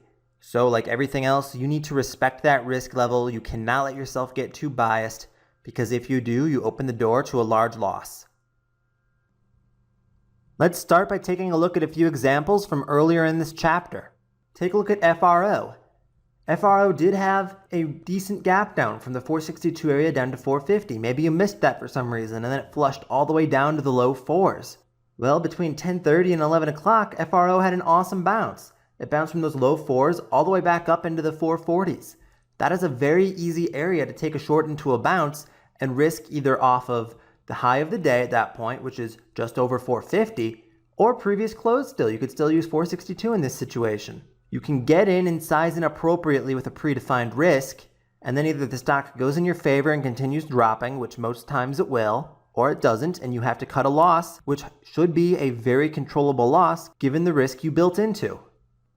IBIO is another great example. IBIO gaps down almost 10%. Let's say you missed the first drop. Let's say you even missed that first bounce back up into the 210 or 215 area. And then you watch IBIO drop again into the mid ones and you feel like you've missed the play. Yeah, that's a terrible feeling, but don't give up. IBIO, it did ramp back over the next couple of hours. It got back near $2. In this case, I would most likely use that first bounce high as my risk, that bounce that went up into the 210 area. If I have to stop out at 210, I'm losing maybe a dime a share, maybe 15 cents. But if IBIO fades off for the rest of the day like some of these gap downs tend to do, what's the reward there? That faded off 70 cents from the $2 area into the close. But one example here to talk about how you need to respect your risk is LAKE. LAKE happened very, very fast on the morning of its big drop. Tanked from 28 down to 23. It's very possible that you missed that first move. And then the bounce from 23 up to 25, maybe you say you don't want that. Maybe you wanted a bigger bounce to short into, so you miss. All of a sudden, the stock's down at 21 later. You feel like you've missed out. This stinks. LAKE, it tanked without you. But then it starts to squeeze back. You get to squeeze all the way back into the $25 area, and you can short risking off of that area.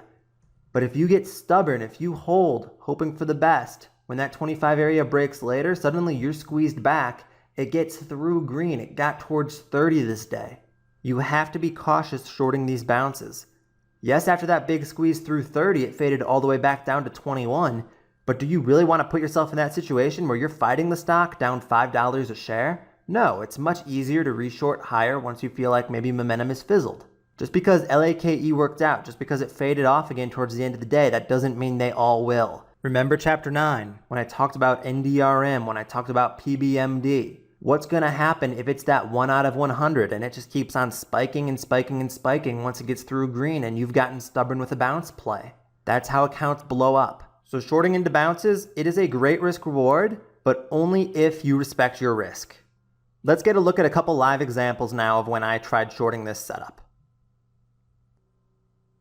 Let's start off here with ANV. ANV was the last live trade example you saw where I was shorting after the gap down. My covers were a bit early though, it dropped all the way down to 158. But now ANV, it's in the midst of a really nice bounce. It's bouncing back up into a previous resistance area, that area where the 180 bounce earlier failed. It's been chopping around up near 180 for quite a while now, failing to break through. So I'm starting into a short. I've already taken 5,000 shares at 177, and I have another 5,000 shares in at 178 to add. I'm risking off of this 180 area that's rejected so many times. If I'm wrong, I'm going to lose just a few cents a share. If I'm right, this could potentially fade back to low of days or lower.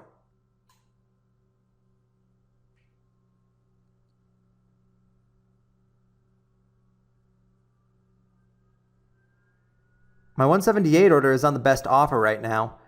I'm just sitting back and waiting and hoping that it gets executed.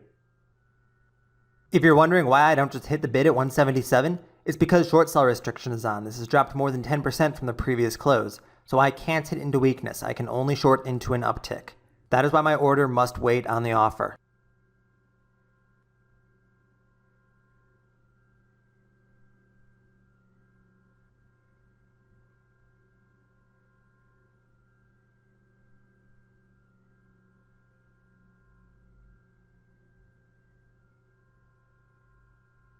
Unfortunately, we drop a little bit. We're down into the mid 170s now.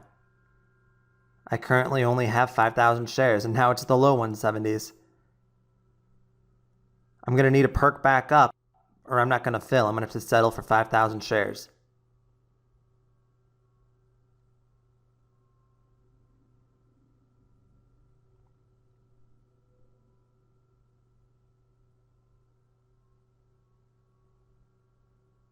In fact, I go ahead and I cancel my order at 178. At this point, I don't expect I'm going to get that fill.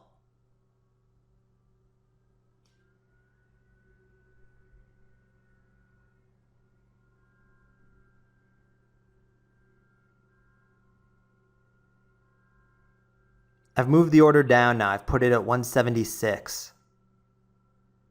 I have it at 176 just because I don't think it gets back up to 178. So I'm willing to settle for a couple cents a share lower.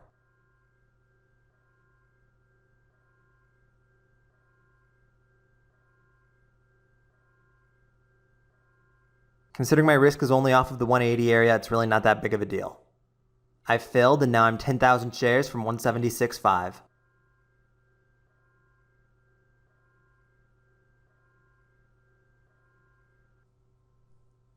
So this is where I have to force patience on my part. I'm either going to cut it if it breaks past 180, or into a nice fade, I'll take profits. I do not want to cover at 177, 178, 179 out of boredom before that key resistance level is broken. Otherwise, I'm just covering at the top end of a channel.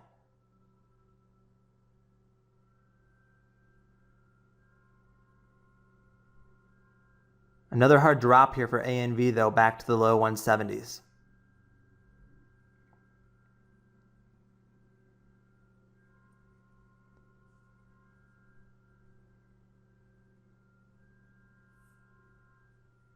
So it's definitely looking like this is weakening a bit. But a crack under the 170 area, that would be great. 170 briefly got tested there. But there's the snap. We had 168 prints, but then it perked right back over 170. So this is just that slow choppiness we talk about.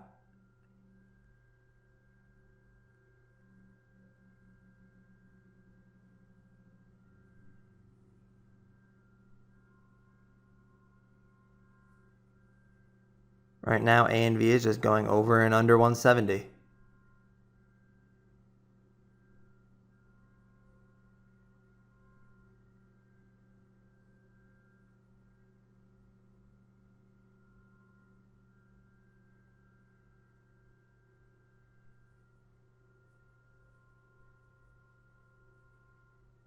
The longer the high 160s hold, the more and more I may think about taking off a piece into that low 170s or high 160s area. Because in this case, at least it would be towards the low end of a channel. It'd be into some small fade, not into a perk, just a couple cents a share off of the key resistance I'm trying to play off of.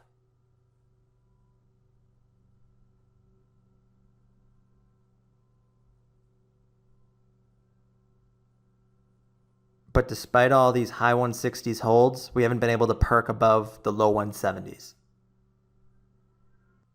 Since we are just slowly grinding, let's go ahead and speed the action up just a little bit more, so we don't have to watch too much consolidation. At this point, I really am just waiting to see which way the stock breaks out of this slow sideways grind.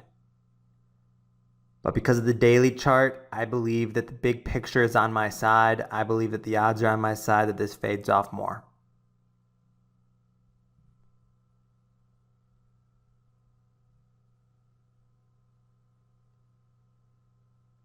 ANV is starting to perk a little bit here. but to this point it hasn't been too meaningful. Got to 173, but that was it. And now right back under 170.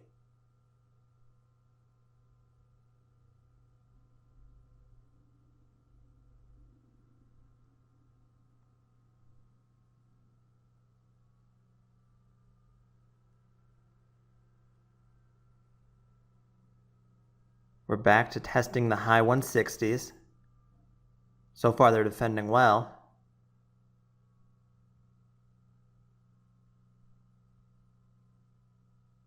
These are the grinds that are just excruciating to hold through. It's so easy to get bored.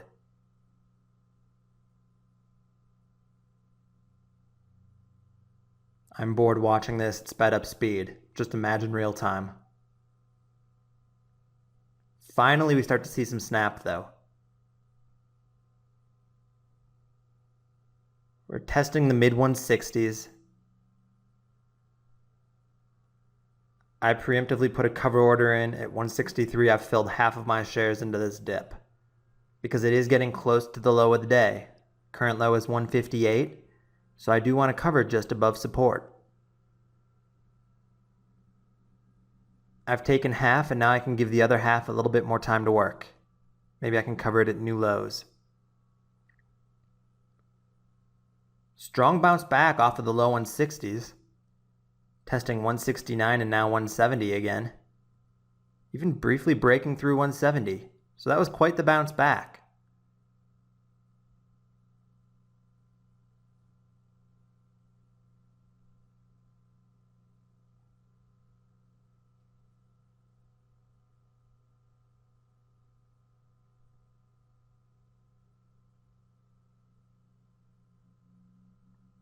The 170s did reject once again though.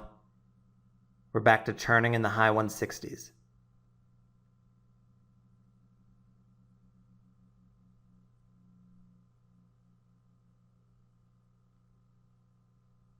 I throw in a cover order for the remainder of my shares. An order that I really don't love because even though this did just fade a little bit off of 170, it is still chasing a perk in my mind. It's had so much trouble in the low 170s, so why am I covering only 5 cents a share below that level? I do get filled though. I've tacked on an additional $1,100 to my day's profits. That trade right there was another easy 5 or 6% gain. Checking the end-of-day chart now, not much to say here because we did already talk about it in the last trade example. It did close lower once again, closed at 150, it was as low as 149. Bit of a missed opportunity on my part holding that last piece. I really was impatient to cover it into that perk there at the end, but my entries were spot on, and even though my covers weren't perfect, I still caught the meat of the move. I still got out with a nice gain. Finally, we'll take a look at ARNA. I had quite a bit of luck shorting ARNA into the gap down this morning. I got short into the spike towards 573, and by now I've covered up and I've already locked in a little over $6,000 on the day. I had a great first trade on it. ARNA did get as low as 510 though, and now it is having its bounce. So I want to short into this bounce, and you may see that I'm already putting in orders to short into this bounce at 536 and 537, and I want my risk level to be in the mid 540s where this previous spike failed. So right now I'm going in with about 10 cents a share of risk, at least 25 cents a share of downside if it can retest the lows, maybe even more if it can crack further.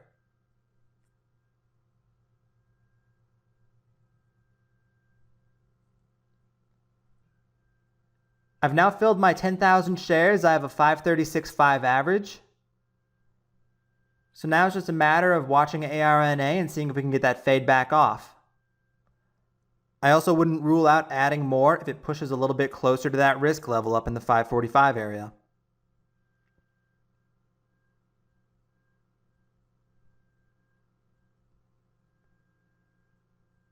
Again, I'm interested in 545 because earlier that is where the first bounce failed.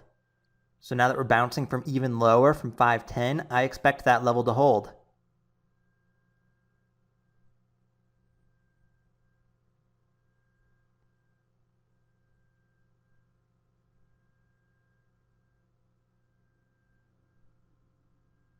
ARNA gets a bit weak here. We're down into the low 530s, so already starting to pull back a little bit.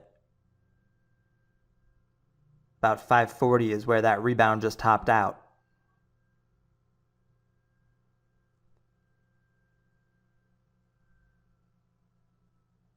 Now we're under 530. So it looked like my entry was pretty close to the top here of the bounce. If this consolidates for a while, I could consider moving my risk down to 540, but I do think that 545 level is a little more important from that first bounce.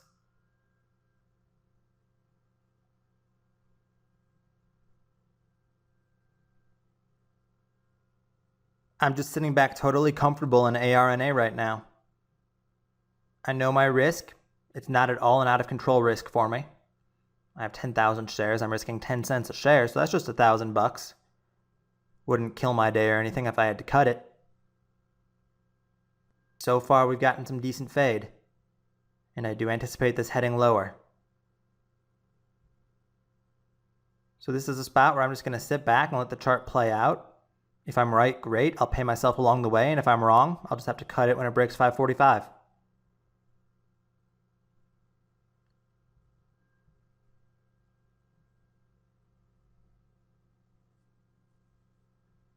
We're continuing to fade here, testing the 527 area.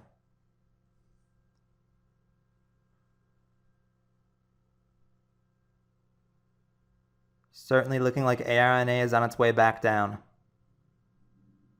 Now to 526.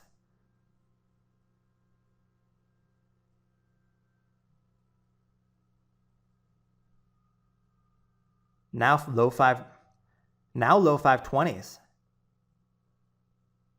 So when it comes to covering this up and taking my profits, I really could do one of two things. Right here, you'll see I threw in half my shares at 521 because we are getting kind of close to that low of day support. So my goal is to pay myself a little bit here. I'm already up 15 cents a share. But I canceled the order because it did hold 520. It's starting to bounce a little bit now. I'm not totally sure if I'm going to get that fill at 521, so I just pulled it.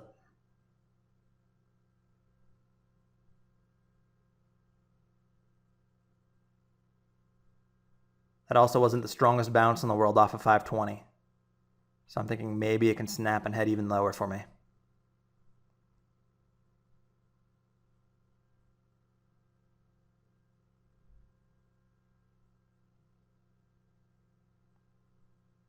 You start to see a bit of a perk up now that we're back into the 530s. Not thrilled to see it coming back, but it's also not super alarming. 530 isn't exactly a key level. So I feel no need to chase this perk up. But since it is kind of a strong perk, I may want to consider covering a little bit into the next dip. After all, I did fail to pay myself in that 521 area. I didn't get executed, and then I didn't pay a couple cents more per share to get out. The ARNA bounce continues to strengthen. Now to the mid 530s again. So it is approaching where it topped out previously at 540. But of course the 545 area is still where I have my focus.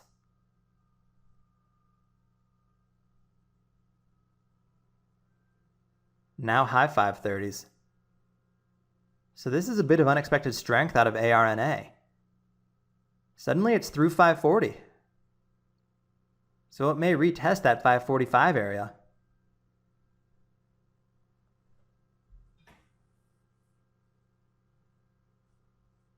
Now we've perked through 545, the area I wanted to risk off of. I'm still in my shares, and I'm thinking that I just want to get covered up into a quick pull. I'm no longer comfortable in this trade. I'm down dime share. I'm also quite agitated that I didn't take any off into the first fade down into the low 520s.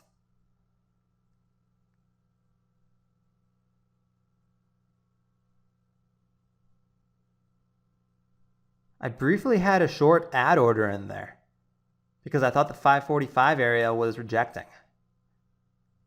I canceled the order luckily, but now we're perking up even further to 550. I haven't cut my loss like I planned on. I'm getting a little stubborn and frustrated. I actually have an ad here at 555 because now I'm looking to the next resistance area. There was a very brief perk just after 9:30 up in this 555 area. So I'm hoping that this will act as resistance now. Short sell restriction is making my fills tough, but I do get my ads. Now I have 20,000 shares from 546. What I'm doing here is I'm falling into the mental trap of getting stubborn, being frustrated, and moving my risk up as I go. I'm not sticking to my original plan. Now I want to play off the next higher resistance level. So far, so good. It is holding. But this is a risky game I'm playing here. My original entry, I didn't plan for this. But now I'm choosing to fight the stock. I'm thinking to myself that this was just at 520, and this should get tired soon.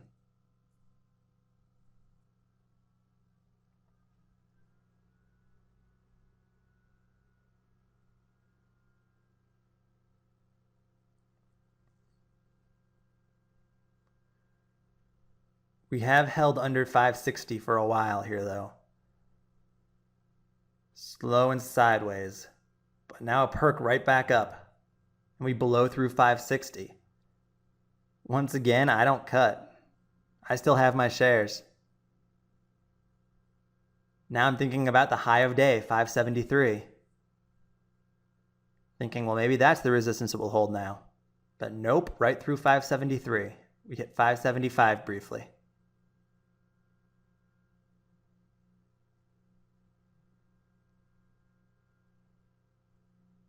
Now through 575. So now I'm thinking about 585, the previous close. This can't possibly squeeze back all the way green. I just keep moving my risk level up and up and up and up. I keep saying, well, the resistance I wanted to play off of didn't hold, so maybe the next one will. And then when that fails, I say, well, maybe the next one will.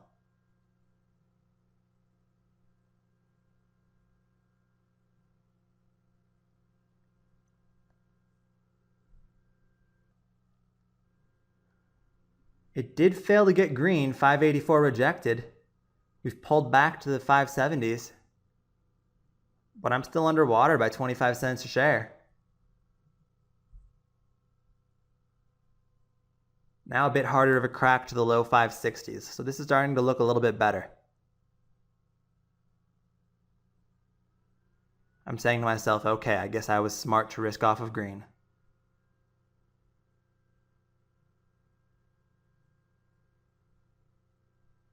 Despite that dip, though, I don't downsize. I don't take any of my shares off. We perk right back into the 570s.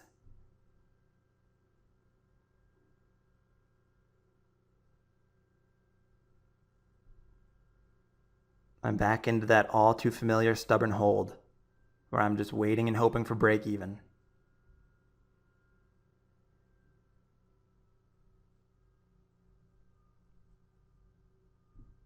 This rebound is a little bit concerning to me, but I'm hoping it's just going to turn out to be a lower high.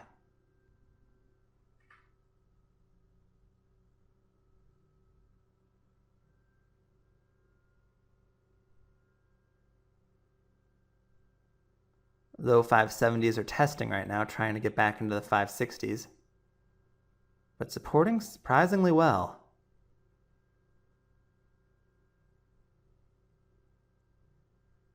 Now a strong perk into the 580s. ARNA is now green on the day. I'm still holding my 20,000 shares from 546. I'm down almost 50 cents a share. Now I am down 50 cents a share. So 5 figures on this trade. On something that originally was a $1,000 risk. Now, of course, I'm thinking about the next resistance level, the previous day's high, which is right around 610. As this trade developed, I just kept moving the risk level up one at a time. Because I was too stubborn to cut a loss.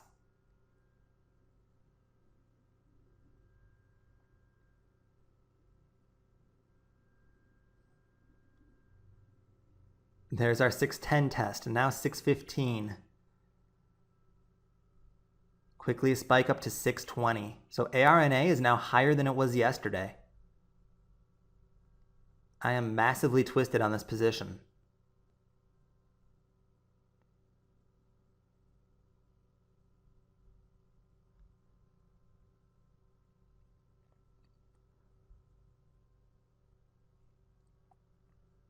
Now 20,000 shares, that's not huge for me. I could add to this position still. But I'm very emotionally flustered at this point, and I don't really know where to add. I'm out of resistance levels to play off of.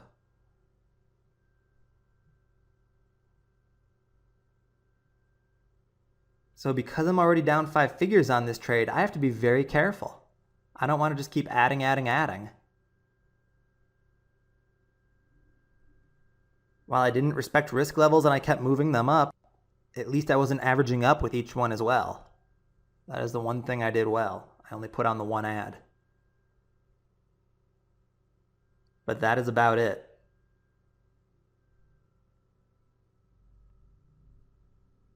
New highs for ARNA, just tested 625.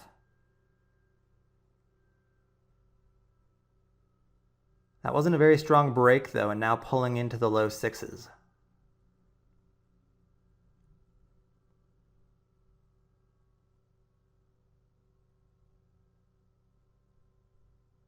I definitely recall thinking that the squeeze was about out of juice up here and thinking about ads. Because this was kind of a hard crack off the 625 area and the 6 retest. So if there were anywhere I was going to add, it would be here into pops with 625 risk.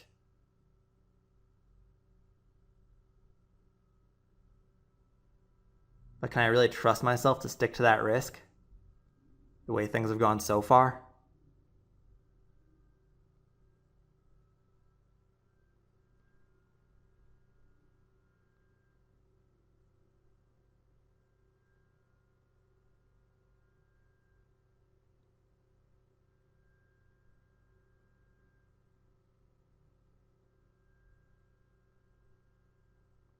ARNA continues to trade choppy in the low sixes. I just have my fingers crossed hoping for that snap. I've put myself in a hold and hope situation.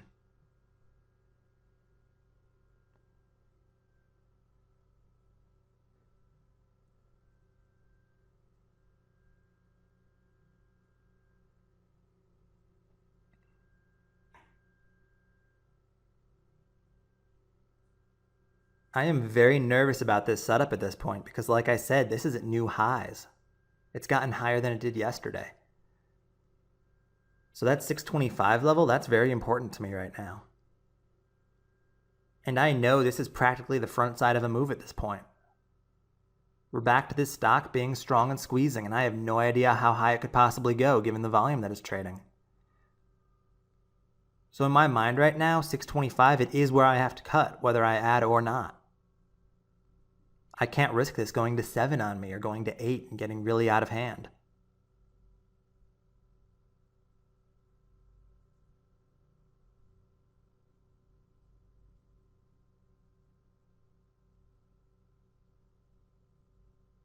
We're back in the low sixes though, but the low sixes are defending very well. This is basically a channel right now between $6 and $6.25.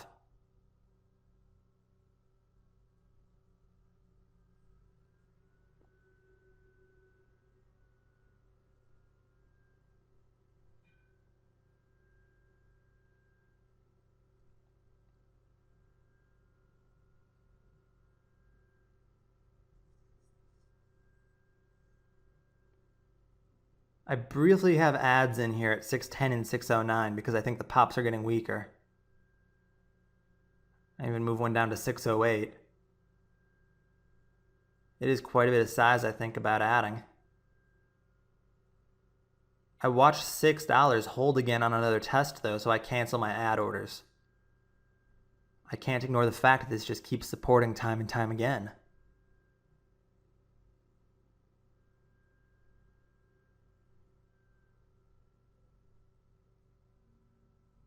I don't want to add crazy size up here and get my risk way out of control.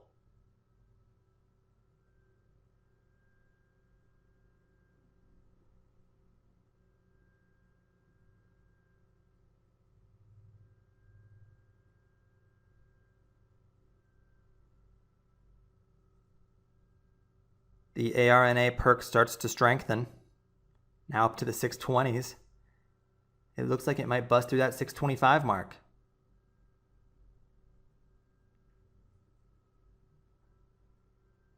There it goes. It blew right through and I had to cut my loss. And I go from up $6,000 on the day to down almost $10,000. Unfortunately, where I cut the loss, I probably cut it dead top at 628. It was a little fake breakout through 625. And then we got the crack and fade off. Now the problem is it only faded to 575, so even if I had held my shares there, I wouldn't have gotten out for break even. It would have been less damage, sure, but holding through that high a day break, it would have been incredibly risky. I had to cut the loss there. I had to protect myself. Unfortunately, it was about 4 risk levels too late. Like I said, I just kept moving the risk level up one at a time as I went. And that was the wrong way to approach this. Instead of saying I can just cover this, take the small loss, and re-attack higher, I got stubborn, I dug in my heels, I decided to fight, and I'm stuck with yet another big loser because of it. To wrap up, let's go through a few of the main things to take away from chapters 11 and 12. First and most importantly, the daily chart must be overextended if you're playing these gap down plays or if you're playing into bounces. That is the main thing I look for, is that daily overextension. The stock needs to have room to come down. Like I mentioned earlier in the chapter, the reason I like these plays so much when they gap down or the first time they're red is because it is a big momentum snap. The buyers are no longer in control, and in a lot of cases it puts a lot of longs underwater. Always remember that the play is not over if you miss your first entry. You can always find bounces later in the day to short. Finally, no matter which setup you are playing, whether it be the overextended gap down or the bounce, like any other setup, you have to respect your risk. You just saw what happened to me on ARNA when I did not respect my risk. You've seen it happen to me multiple times through this DVD. So never assume what a stock can and cannot do. If your risk level breaks, if the stock does something unexpected, just cut it and live to fight another day. For those of you still watching, let me just say thank you for your dedication and for making it all the way to the end of this DVD.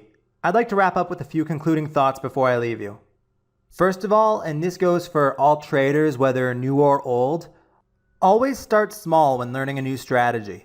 If you're trying something new, whether it be something you saw on this DVD or an idea of your own, don't dive in all at once. You don't need to put that kind of risk on the line. When you are learning, when you are practicing, when you're adjusting, that is the time to play small. That is the time to make your mistakes so that your mistakes won't be too expensive. I've said earlier in this DVD that mistakes were my best learning tool. If I had been playing too large, I would have never had the chance to succeed because those mistakes would have wiped me out and I would not have been able to recover. The second point that I want to make sure everybody remembers is that you must cut losses. Over the past couple of years and through this DVD, I'm sure that at least half of the money I've lost has been needlessly lost through holding stubbornly. I'm sure this advice can be a little hard to take from me given that you've seen me fail multiple times at it, but trust me when I say the ones that do work out and come back in your favor, they are just not worth it. Reinforcing the bad habit of holding stubborn just sets you up for that big loser down the road, whether it happens in a month, a year, or 10 years. Eventually that one outlier stock comes along, your luck runs out, and you take a loss beyond what you ever thought possible. Don't let that be how your story ends. Set your pride aside, set your ego aside, be better than me. Eat that loss when your risk level is breached, and live to fight another day. The third thing I want to touch on is to never stop learning. Don't let this DVD be the end of your education journey. Whatever guru services you might be signed up to right now, don't be satisfied with that. Continue to explore new ideas on your own. Always strive to improve. You may be tearing it up in one sector of the market, but what happens if that sector runs dry? Do you have something to fall back on? I consider myself a student for life. I will always be pushing myself to learn that next setup. As I record this right now, I'm in the very beginning stages of trying to understand how to buy some of these runners before they really get spiking and squeezing. I want to put myself on the long side of the trade. It's a setup I currently am not good at, but I'm tracking it, I'm learning it, and and I'm playing it small while I try to adjust and get going. Eventually, I hope it becomes another very successful strategy of mine that I can write about. But if not, I'll just move on to something new once again. I will never be satisfied, I will always try to better myself, and I challenge you all to do the same. Finally, and most importantly, be yourself. You learned a lot of setups in this DVD. Maybe some of them really make sense to you, maybe some of them don't. Don't try to mimic me. Don't try to mimic another guru. Don't try to be somebody else and do exactly what they say. Take the journey on your own. Learn from others, learn where they succeed, learn what they do to enable themselves to succeed. But your trading style should fit your personality. For some of you, maybe that's the same as me. For others, maybe you're the complete opposite. I hope all of you have learned something from this DVD, but I hope none of you set out to try to trade exactly like I do. That's a journey you need to take for yourself. You need to see where you succeed, you need to see where you fail. You need to be your own trader, become self-sufficient, and craft the strategy that best fits you. I hope you are all able to do that, and I hope one day to be learning your strategies. Thank you all again so much for watching, and best of luck trading.